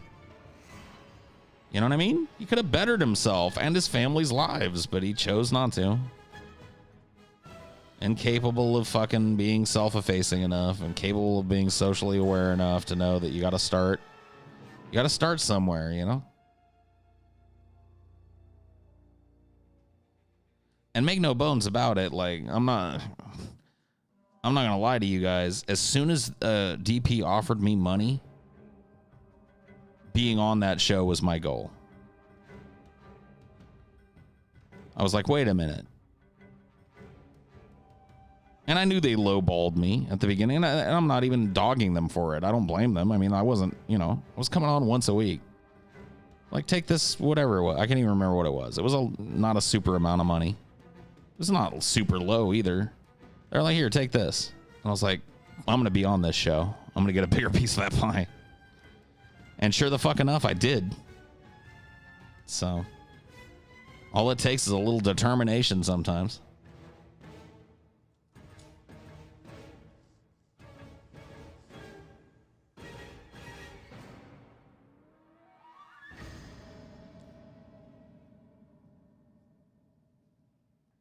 Yeah, if only Dorn had put cheese in the chili, none of this would have happened.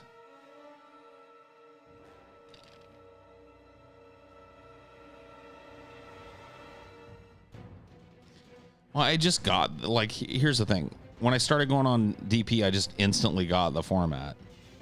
It was a bunch of, funny dudes goofing on shit constantly.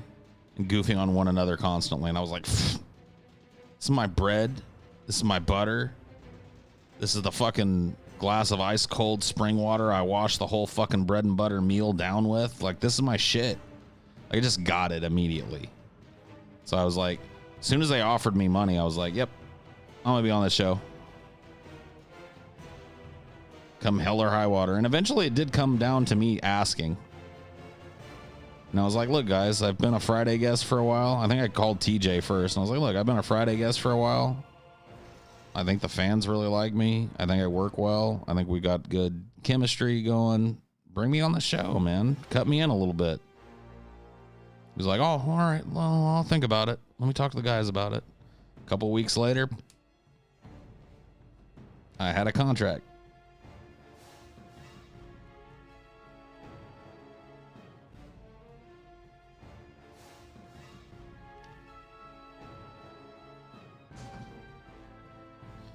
That's just the way it works.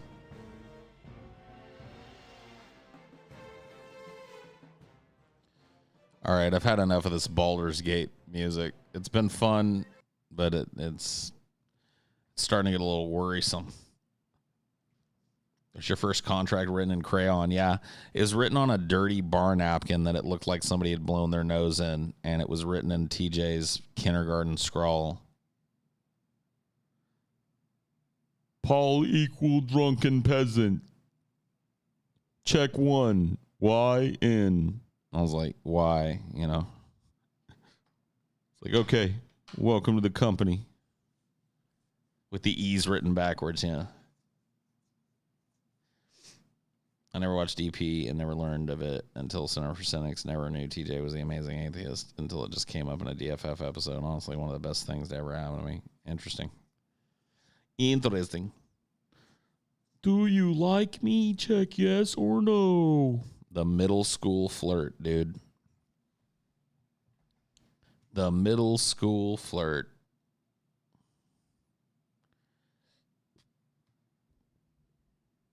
And dude, can I just say something? Can I just look you? You know, I need to look you guys in the eyes for this one. Can I just say something? When she checked yes, there are a few feelings that come anywhere close.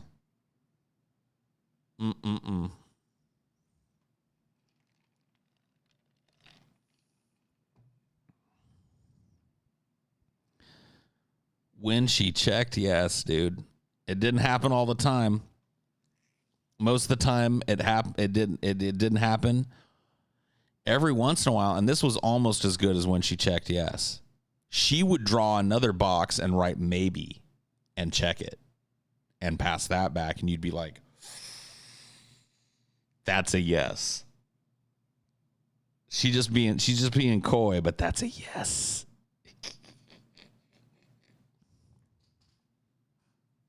That happened those are the good old days, man.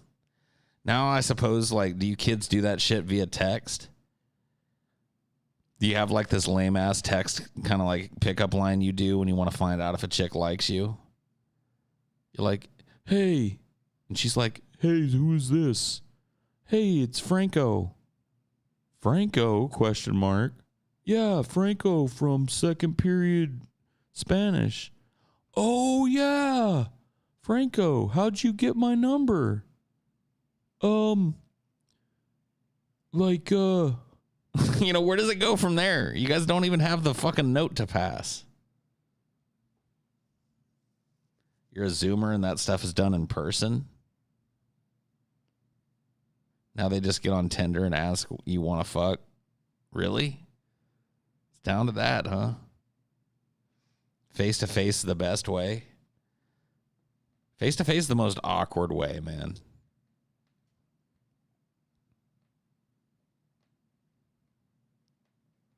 They don't bother with that shit. They jump right to nudes and shit. Damn. Times they are a-changin'.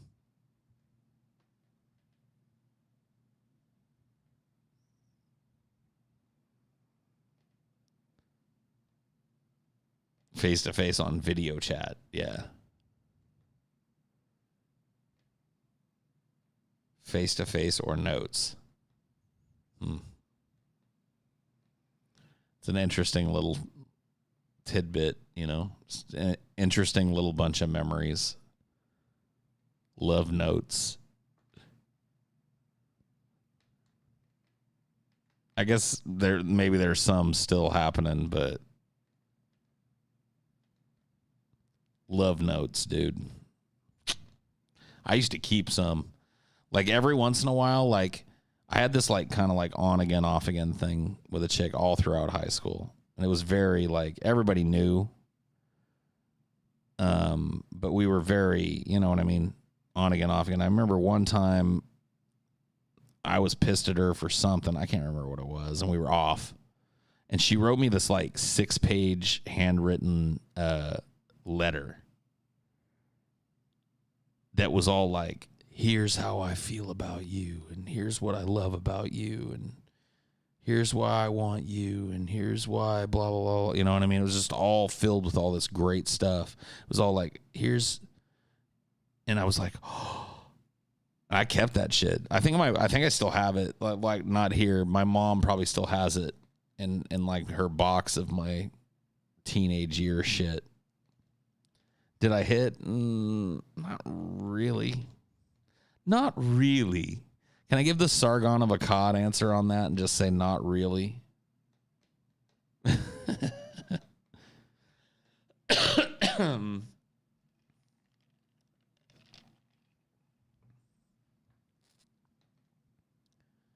Could you have? Oh, definitely. Definitely. If I would have had, it's one of those, I wish that I knew what I know now when I was younger. Because I was, it was just a mess, man. It was just a real, like, I don't even know, dude. It's a real awkward mess on both sides because neither one, we were both, high school kids, like 17. And neither one of us had a whole lot of experience. She had more experience than I did. She had a boyfriend when she was a freshman, and they fucked. And that's why I didn't get to fuck, because she hated it. She told me about it one time. She was like, it's just over so quickly, and it was gross, and I just don't want to do that. Like, I want to wait to do that until I'm married. So I had that looming over me, but could I have? Yes. On that occasion, on the occasion where the not really went down, had I pursued it correctly, then I could have. I don't know. What's a euphemism that I could use? I could have split the muff. I could have slain the dragon. I could have, bumped uglies.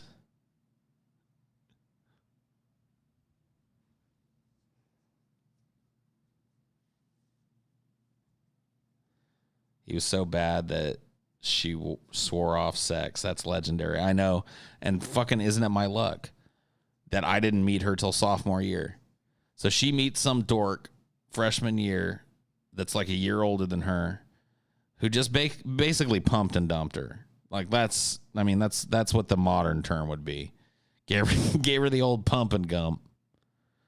He tooted it and booted it, and left her with this sour taste in her mouth. Like, I never want to do that again. And then I come along, and I've never pumped and dumped in my life, dude. I wouldn't even be able to pump and dump. I'm a tender lover. You know what I mean? And I come along, and I'm like, girl, I want to make awkward fucking high school love to you. And she's like, I never want to do that again. I'm like, fuck. Yeah, true gentleman of refinement. I would have made consent checks. Would have been very gentle but firm.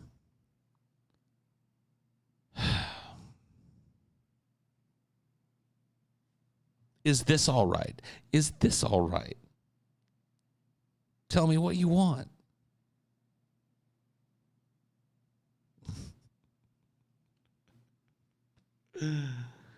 Oh, pump and gump, dude. Fucking A.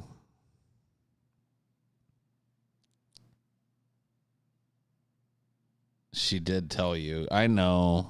I can't be salty about it, but in my defense, she threw it back a lot for somebody who didn't want to fuck. You know what I mean? Like, there was definitely like a little fucking tension interplay that kept happening. Because I would go through those points where I'd be like, all right, fuck this. I actually even dated another chick for a while. Like, this was senior year. I finally got fed up. And I was like, you know what? Fuck this. Like, I'm tired of being teased, and I'm tired of being like, one day she's all lovey-dovey with me on the phone, and then the next day I show up at school and she acts like she barely knows who I am. And she's all distant for 2 days, and then she's hanging on me the next day. I was like, I'm tired of this shit. So I just told her, I was like, I'm done. And there was this little freshman chick that I knew had a crush on me. I went and asked her out. And we didn't do anything. Like, we didn't even date that long. Like, I think the date that we went on was because I was a senior, I could get off campus in my car. So I snuck her off campus in my car. And we went and got McDonald's or something together. And I found a park, and I parked the car in it. We got out and sat at a bench and talked. And it was very sweet and, like, chaste between us. We barely even kissed. We held hands a couple of times. It was just a very, like, sweet little relationship. But it only lasted like 2 days because the girl in question fucking showed up and just ruined it.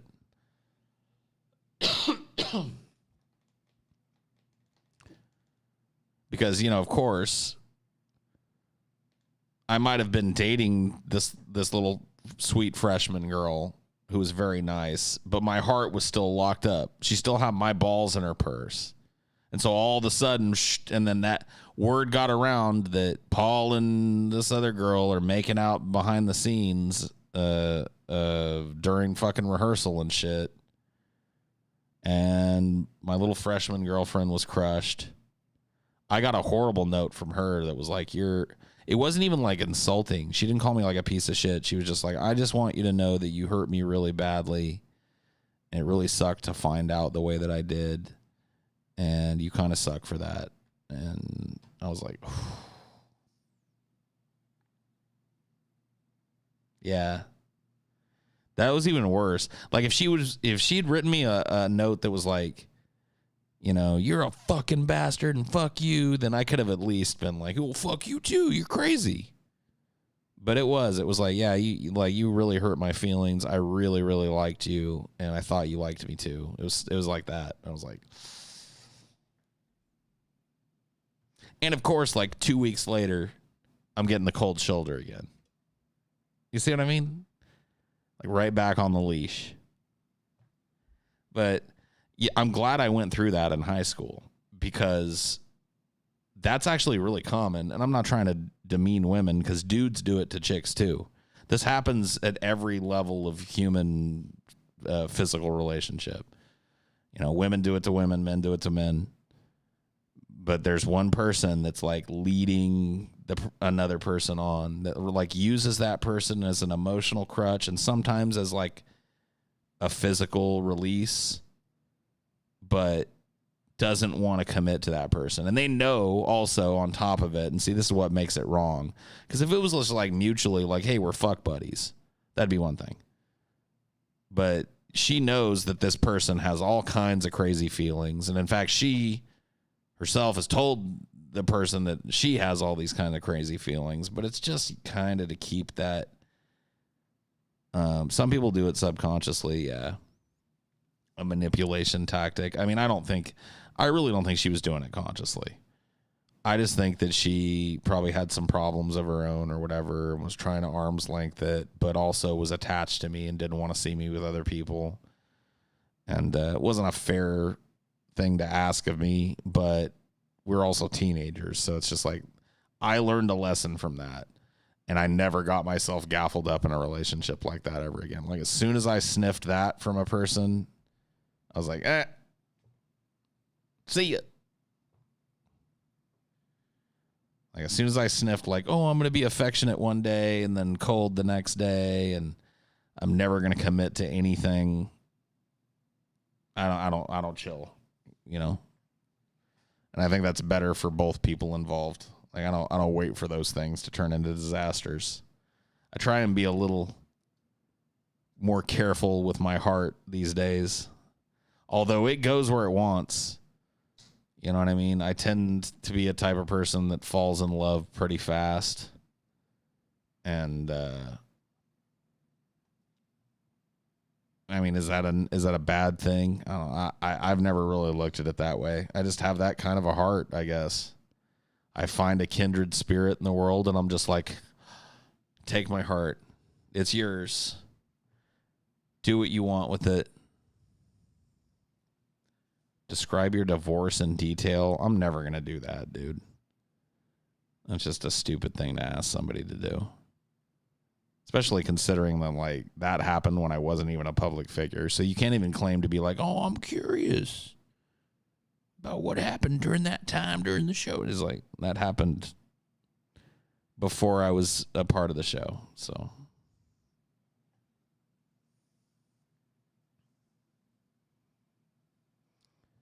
did you ever have another internet relationship like you did in high school with that lady who was married?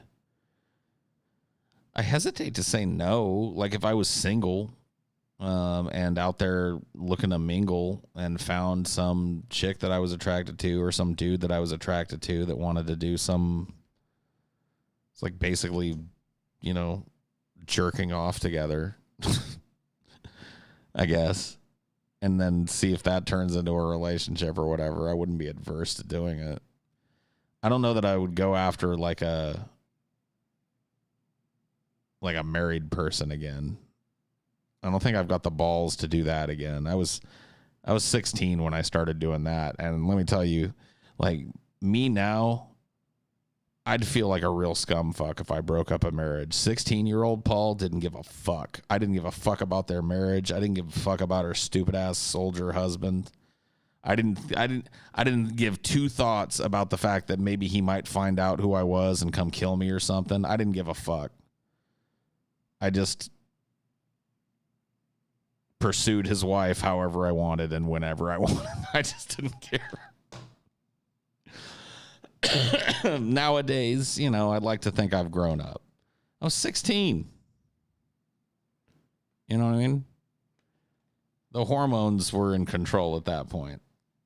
Was this an AOL chat? I met this woman actually in something that I believe preceded AOL entirely as a concept. I may be wrong about that. AOL might have been out or whatever. But I met her on M Player, the letter M Player, and it was like a really early version of, I guess, like Discord. Like it was made for people to play competitive multiplayer video games with. And it was like some of the first voice over IP available on the internet. It was the first time I ever ran into it and had it actually work like it was supposed to. And people could create rooms, and really what it was designed for was like, oh yeah, let's play some Quake tournament together, or oh yeah, let's play some, you know, Unreal tournament, or let's play some StarCraft, and then we can all get in the room together and talk on dial-up. Yeah, I was on dial-up at this point, and so were 99% of the people using it. So it was actually kind of cool that it worked. The voice quality wasn't great. Yeah, on a 56K baud modem. Yeah. The voice quality kind of sounded like a phone call. You know what I mean? Like TJ sounded at the end of the Vosh episode, if you watched it on our channel. That fun, but it worked. You know what I mean? Like it actually worked, and multiple people could talk in a room. And so I met the chick in one of those rooms, in a fight room, because most people didn't use it for video games. Like once people learned that there's like a chat room you could use voice in, they just came to it for that. And they would set up these like fight rooms where it was like they would use their anonymity to just insult people. Dude, I'm dropping frames like crazy. So sad. Would you please stabilize internet? Please. Well, it made trolls. Well, I mean, it wasn't even really like trolling though. It was just like we were having this like just like it was like Yo Mama So Fat kind of battle, but expanded.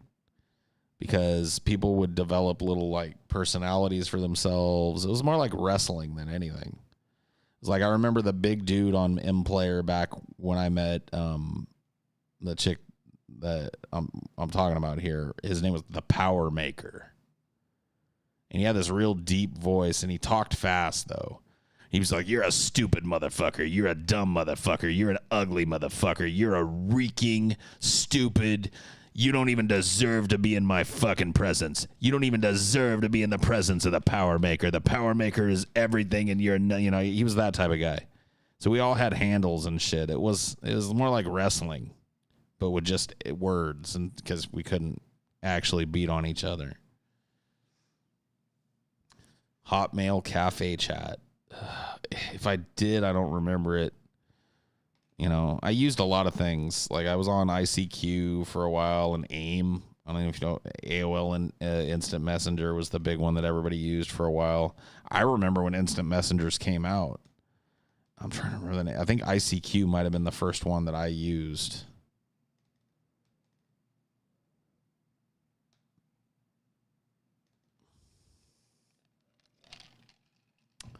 You know, and then the other guy would talk to the Power Maker to be like, this Power Maker thing is corny as fuck. You're stupid. Nobody's actually afraid of you. You're probably fucking 3 feet tall.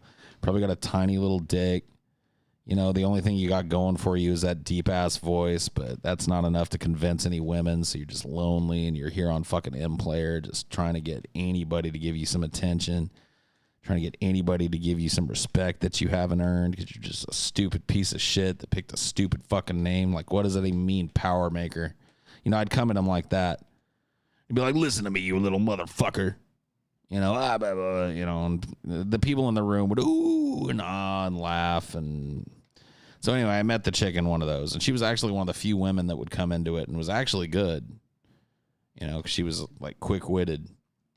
And so we used to go at each other in the room, like verbally, like trying to tear each other down. And then that led to, which was something that to me was a totally new concept, but to you guys, all I have to say is the, you know, all I have to do is name it.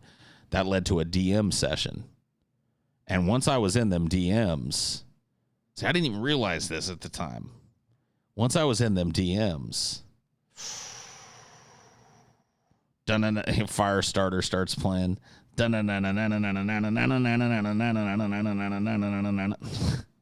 the Firestarter.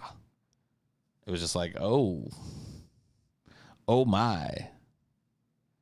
I see what happens in the DMs.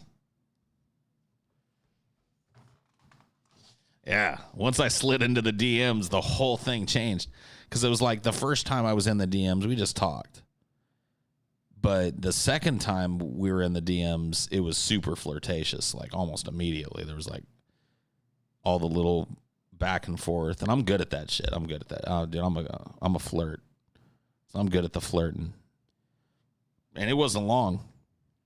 I was getting, you know, I was getting nudes. I was getting lewds. I was getting, and I wasn't having to give any of that back, by the way. I wasn't having to send her any pictures. I was just getting all the cheesecake and wasn't having to share it. I was getting nudes. I was getting lewds. I was getting cyber. I was getting, you know, those kind of sessions where you try and work each other up and you jerk off together. I was getting all that shit. And then eventually, like within a month or so, I had her military husband's military calling card number so I could call her anytime I wanted from my line in my room. How old was she? 29. She was hot, though. I still remember what she looked like, kinda. She's a brunette in really good shape. No, she wasn't fat at all. She had a military husband. She was on the base in Anchorage, Alaska. She hated his guts. He was a piece of shit to her. They never fucked.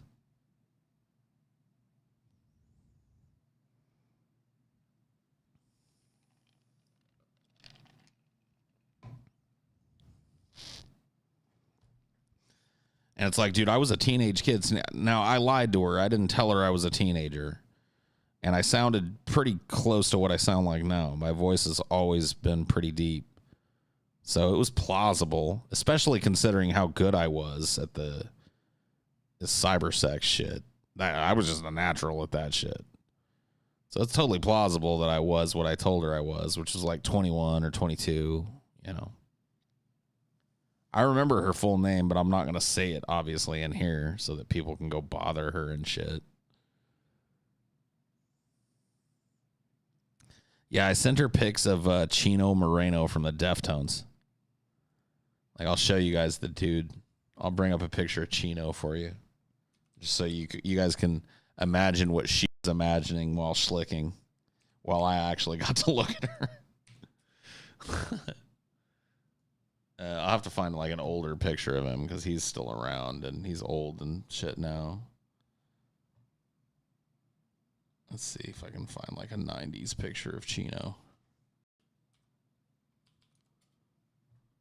Yeah, okay.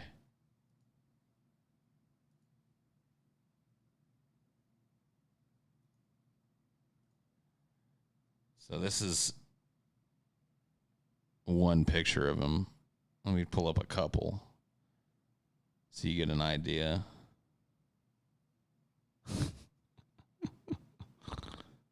Oh, boy.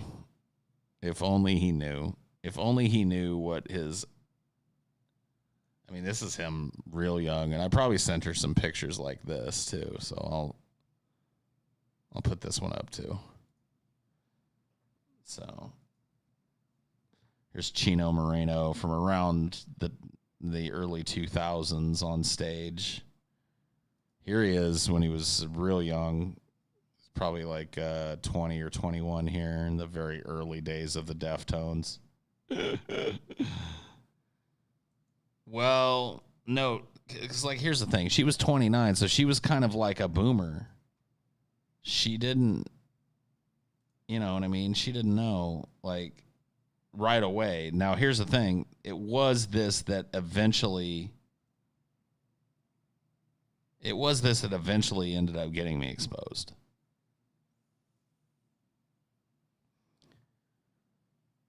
Because, like, eventually she heard a Deftones song or saw a Deftones video on MTV or some shit. And was like, oh, wait a minute. What the fuck?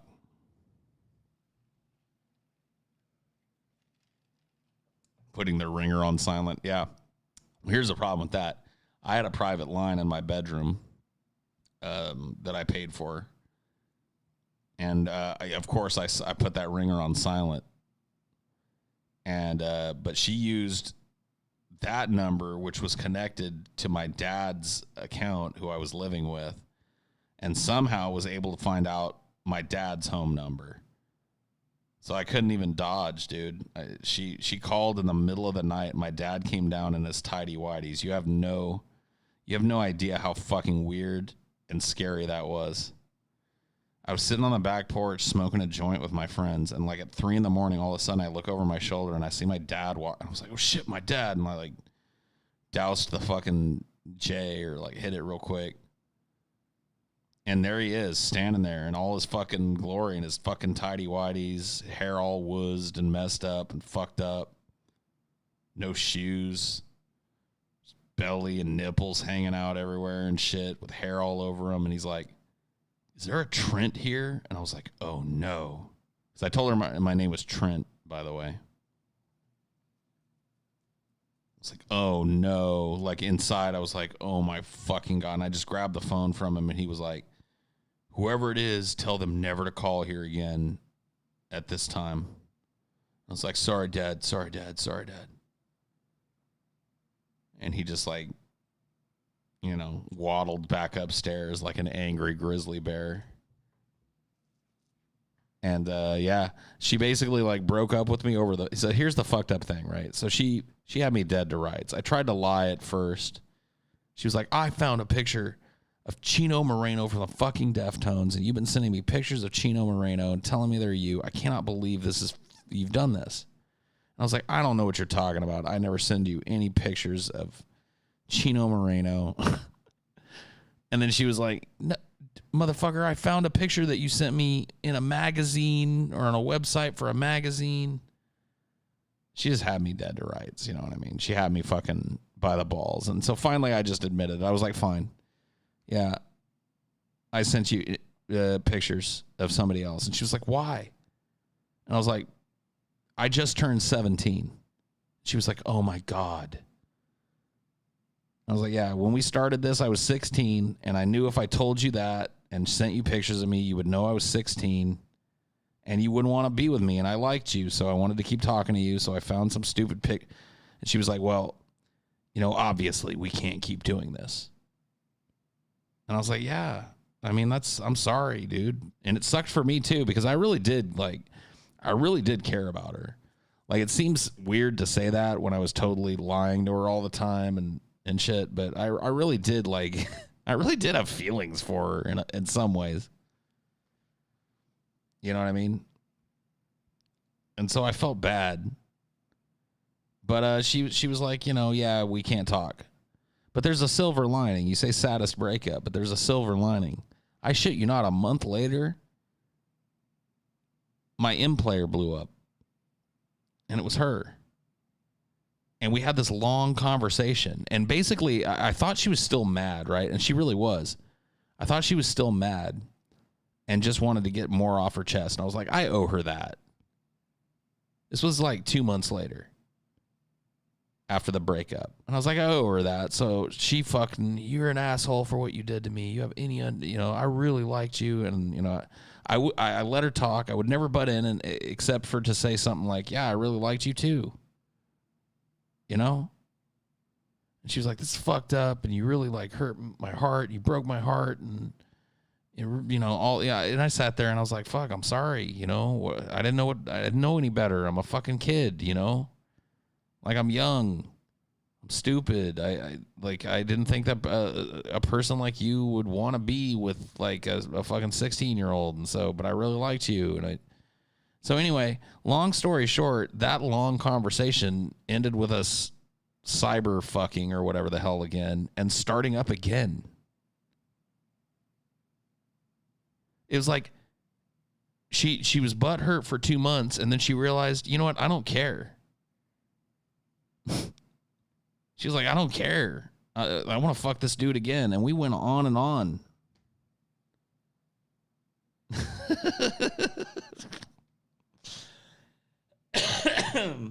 It didn't stop until she finally got to the point where she wanted to make a move, because it just escalated from there. Now that she knew who I really was and shit, it escalated. She started dropping I love yous on me and shit, talking about leaving her husband. And then eventually I got this call from her. And it was like, I've left my husband. I got family members in Santa Cruz, California. I'm going to be staying at this hotel. Here's the room number. I'll be there in 2 days. So, if you show up, I guess I'll know what's up. And if you don't show up, I guess I'll know what's up. And I was like, of course I'm going to show up. And I hung up the phone. And that's the last time I spoke to her. I feel so bad. Oof. But, I mean, there was just no way it was going to work out. I was still living at home. I wasn't even 18 yet. There was just there was no fucking path. There was no fucking path to victory on that, So I ghosted it. But you know what? In her defense, she abided by it. I didn't show up, and she never contacted me again. So she got the drift, probably broke her heart or whatever. I was sad about it for a long time, too. It sucked. But it just couldn't be a real relationship. If she would have been cool with it staying an online thing, and then, I was 22 or something, or 23, I could have gone and been a boyfriend to her. But there was just in my mind, I was self-aware enough to know that a 17-year-old boy with a busted car that probably wouldn't make the drive to Santa Cruz all that easily. I mean, I could get there, but that lives with his parents and has a part-time job and is looking to start college. It's probably not going to be the best boyfriend for a 29-year-old working woman with a career and shit. You know what I mean?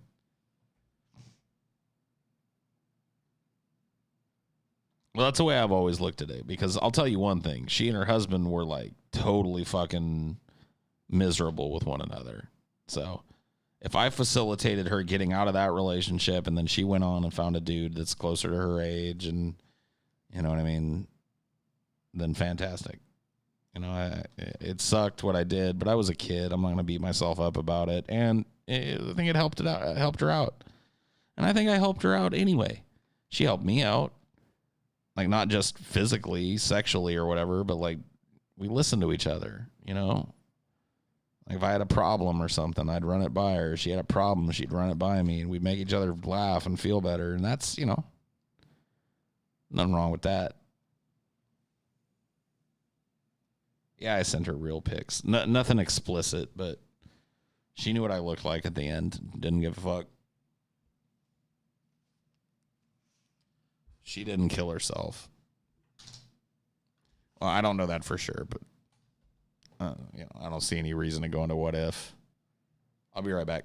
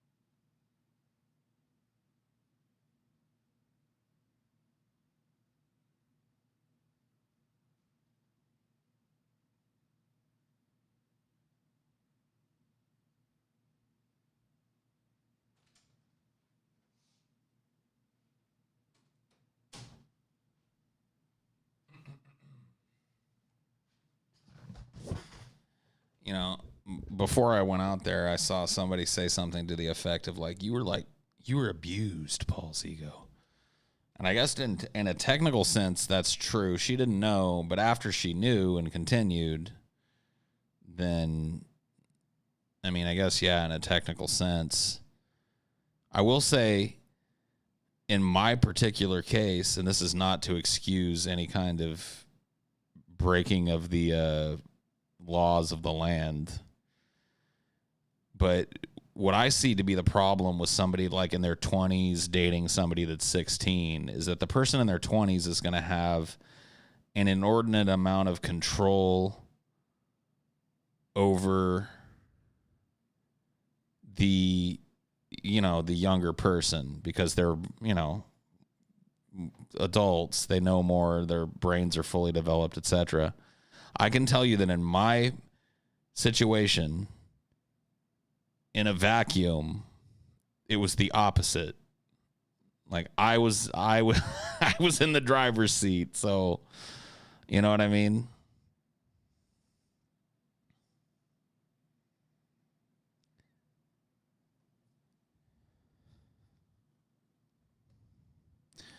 I told my friends about her, and They did not believe me at first until I told them that, like, look, I'll try and set up a conversation. Like, I'll tell her my friends are over and want to say hi to her or something.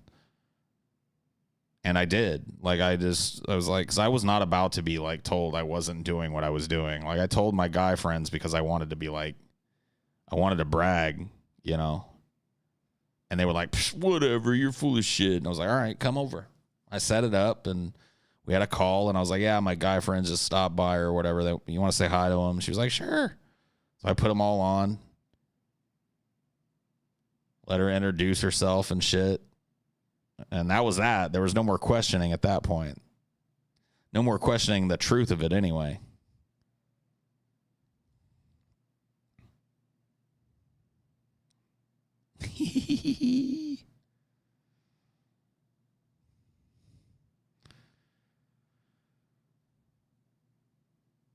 Just finished watching your chat with Vosh. It was awesome. I can't get the image of her waiting for you for minutes, hours, and days out of my head. I know. Trust me. I had a struggle. That dude, think about being me at that age, at 17, like knowing that it's a 2-hour drive that I could totally make, and like being torn, like maybe I should just go. Maybe I shouldn't. Solidarity indeed. I like to see that. I like the solidarity memeing that's happening in chat. I love it.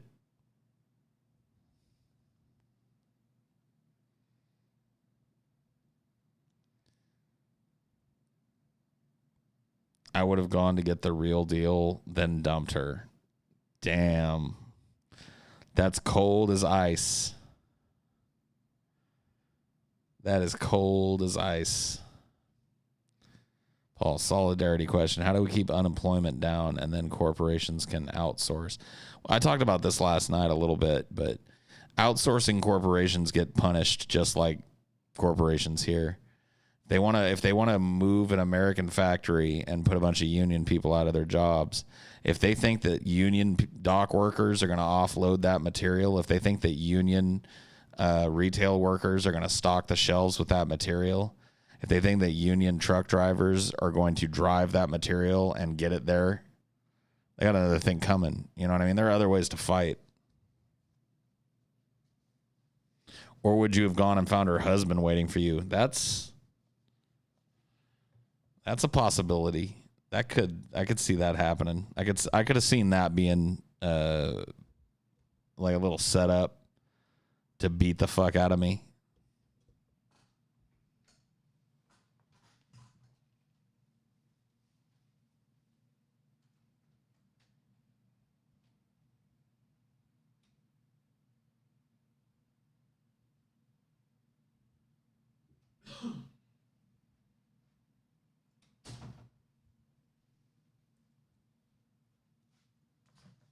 I mean, one kind of fucked up aspect of it was that, you know, I just told you guys that story that happened when I was 16 and 17.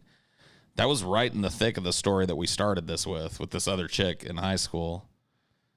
So at that point, I really would now, but at that point as a teenager, I had absolutely no moral conundrum with following Tammy around at high school all day and being all in love with her and then going home at night and jerking off with this other chick and telling her I loved her.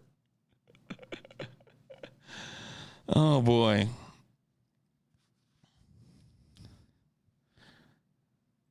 You know, I definitely grew up a lot in that sense. I take you know, that type of like fidelity very seriously as an adult, but at that age I didn't care. Like I said, the hormones were just in control at that point, you know. Do you feel like both feelings were genuine at the same time? This is the fucked up thing. Yes. Yes, even though I knew that there was no compatibility between those two relationships, even though I knew that if I told Tammy about this online chick, that it would be a problem, and that if I told Meredith about Tammy, it would be a problem. and for good reason. But I did simultaneously have like actual real emotional feelings for both of them.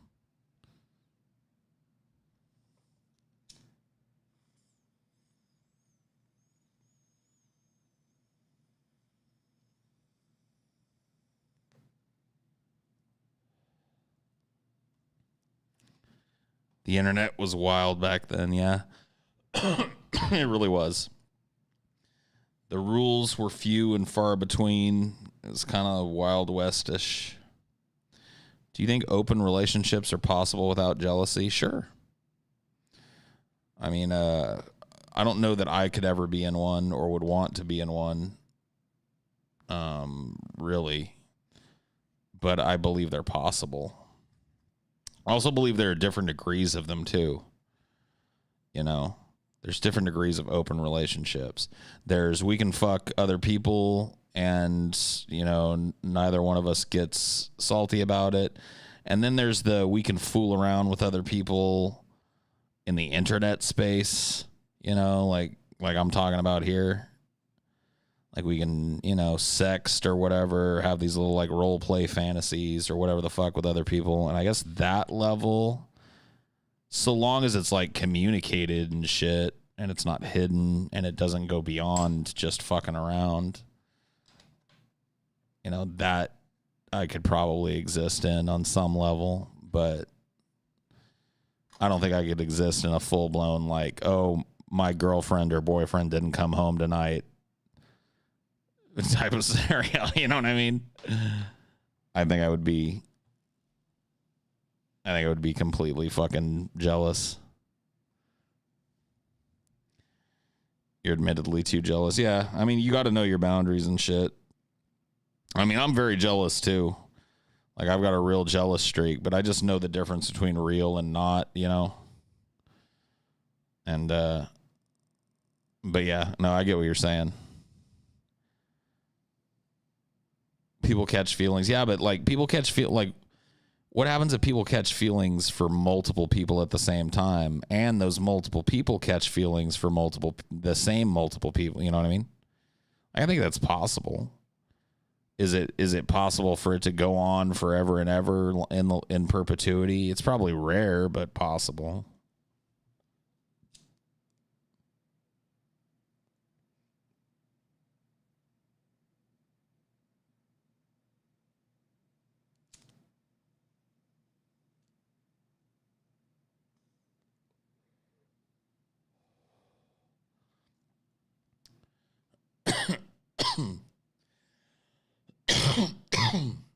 Excuse me. Oh no.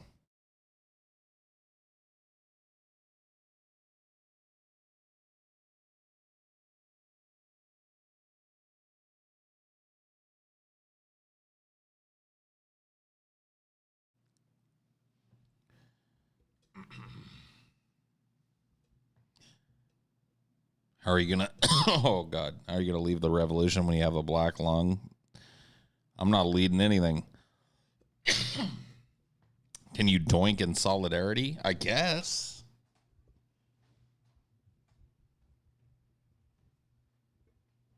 Like I honestly don't see why not.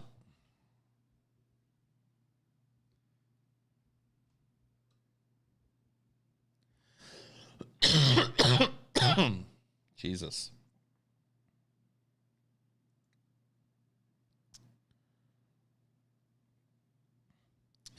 Viva la revolution.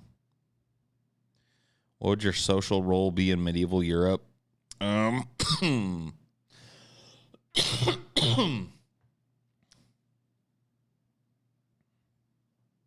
Farmer, probably.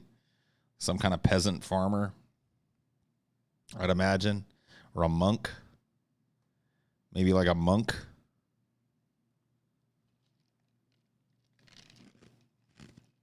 A bard.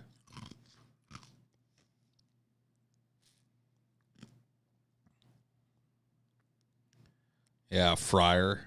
That'd be cool.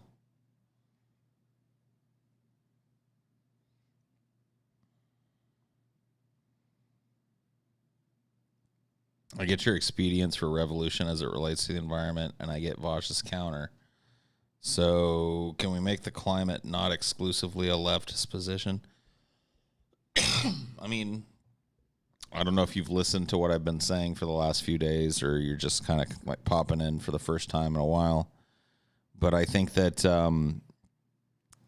in brief, coming up with a kind of post-political labor movement in this country that would bring together people on the right and people on the left and people in the center with a common goal that they can all agree on that doesn't violate any of their closely held political principles is the first step to softening people's political positions. And I do genuinely believe that reality has an inherent liberal bias. So the real kind of like work of quote unquote deconverting or whatever a Republican or trying to make a Republican switch over to the leftist position is not necessarily making the arguments. It's breaking through the barrier, the obstinance barrier, and the group reinforcement barrier that allows Republicanism to exist as it flies in the face of the facts of human existence. I think if you got those people together, solidified under the banner of a labor union, where despite their differences in political opinion, skin color, religion, religious belief, they fought side by side, cracked skulls or got their skulls cracked on the line together. I think it's much easier for those two people to come together, and I think you've worked your way through that barrier. And at that point, I genuinely believe that leftist idea presented properly can easily deconvert Republican people. It's just a matter of getting through that icy ass, I know what I am. Blah, blah, blah. You know what I mean? Like, you got to kind of work with people. You got to work with people in solidarity on something to break through that barrier a lot of times. And that's why I think it's so important that it be leftists that really start this push, even though at the beginning it needs to be post-political. It needs to be apolitical and post-political. And I'll say that over and over again. It needs to be both without any political bent to it at the beginning, and it needs to exist despite other people's political bent. It has to be something that stands on its own. So that's how I think you take racists or MAGA people or hardcore right-wingers and actually get the chance to make the leftist argument in a way that they'll listen to, consider, and possibly adopt. Thank you, Eric, for the $10. I appreciate it.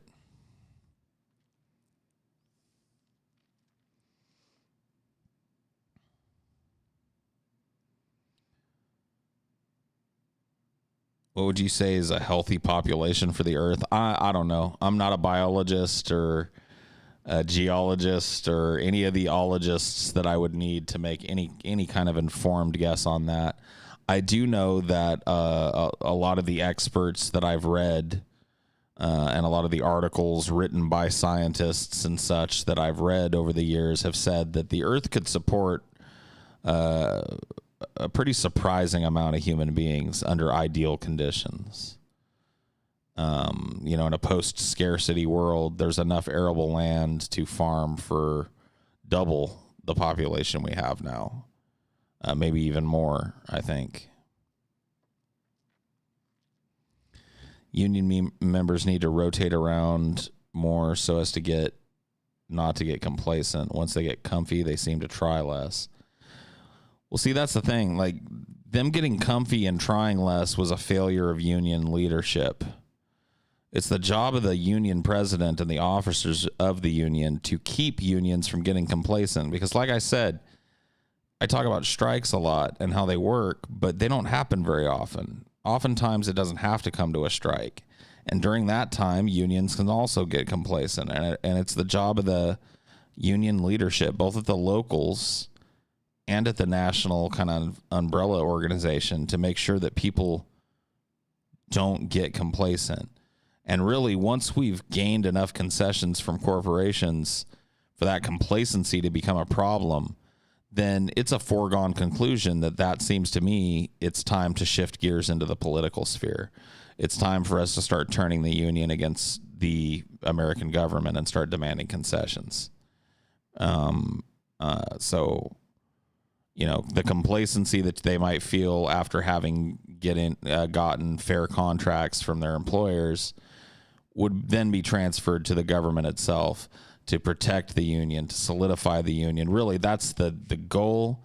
But if you're a leftist working in the union at this time, and I might get in trouble, I guess, for talking like this because it's kind of seditious. But if you're a leftist working in the union at this time and you've really got a really strong, unified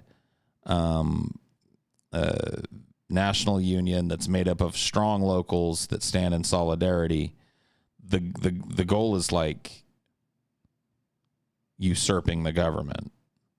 The goal is a coup at some point and a takeover of the government and its processes and the establishment of some kind of resource-based economy to replace the capitalistic system.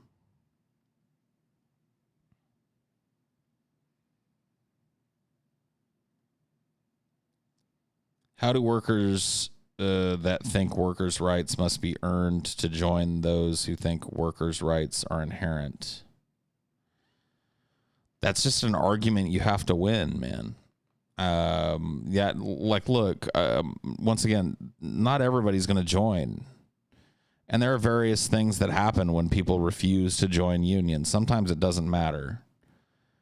You've got a majority, and if they take a separate contract, a non-union contract, and they're happy to work for less, then there are some cases in which that doesn't matter. There are also cases in which their existence is kind of a form of scabbing because they are doing the same labor for cheaper, which cheapens your labor. And if there's enough people doing that, those people get kind of escorted off the property. If you get my drift, like the union doesn't really tolerate it. They can join or they can go find work at a non-union shop. Like the goal of a union is to be 100% union shop standing in solidarity, a workforce in solidarity. So when you join, like when they hire new people, the union comes to you and it's not really a choice. Like it may be presented as such. And if it's presented correctly, there really shouldn't be a problem getting people to do it. But ultimately, if you get hired in a 100% union shop, that's going to be brokered in part by the union, and they're not going to select a candidate that's unwilling. They're not going to allow a candidate that's unwilling to join the union to be hired. So the ultimate goal is 100% union, like every working man, woman in this country.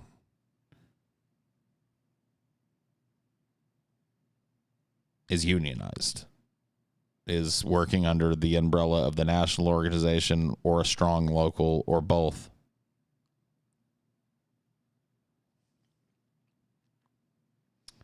Lots of strikes and movements back in the day could have gone on for several months. See, that's the thing. That's one of the things that worries me about this is, but really, like, people have to be in a different mindset.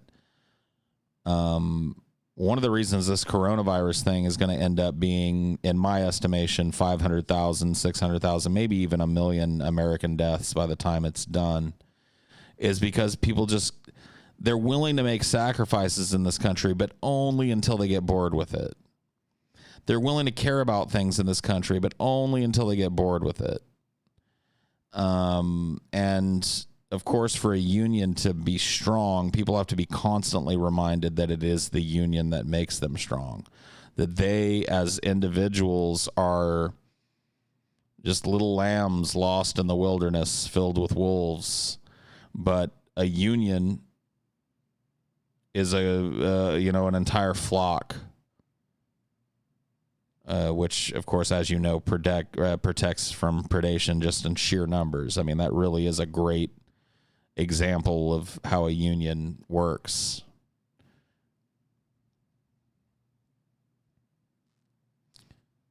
Would that mean the dissolution of small business? That may be the destruction of personalized ingenuity and intellectual property.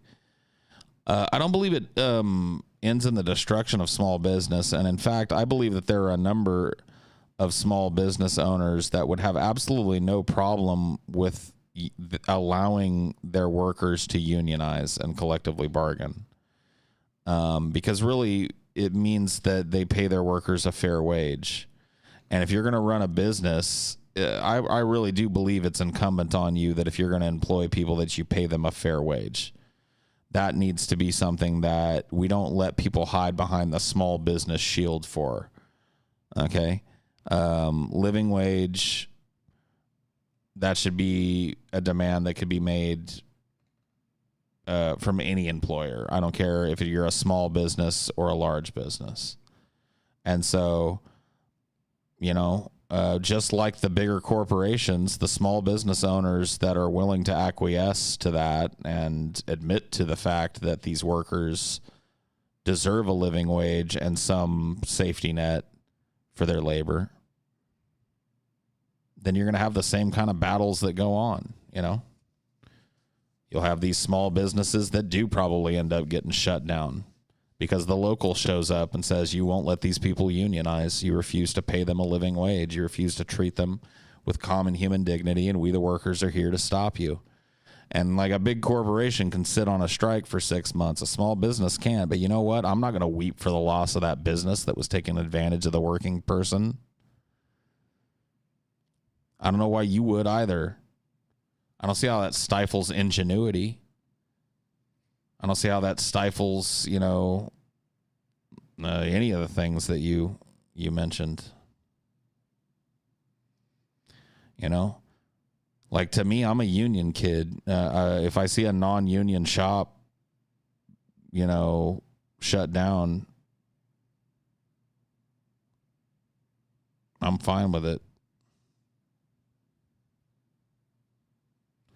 Yeah, I'm still live, folks. Yeah, just refresh the stream. I mean, come on.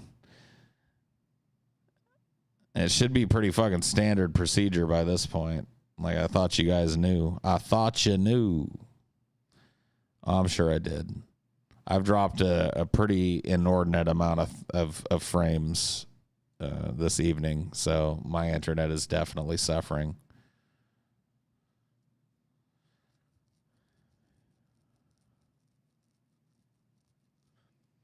But yeah, anyway, you know, solidarity is important because numbers are important.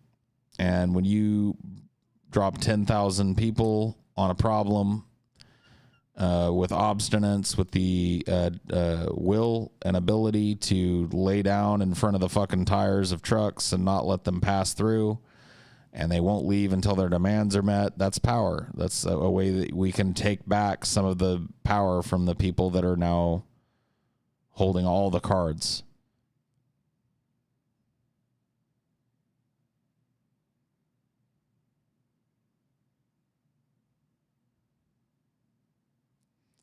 Yo, Paul, have you ever gotten into 80s punk like Black Flag? Not really. Not really. Well, it looks like people are having a lot of trouble seeing me finally. I've been looking at the stream the whole time going like, man, this has got to be laggy as fuck to watch. But only now are people saying that it's really become a problem. So I guess I've been going for long enough anyway. It's a 2.5 hour stream, for fuck's sake. So I'll go ahead and end it.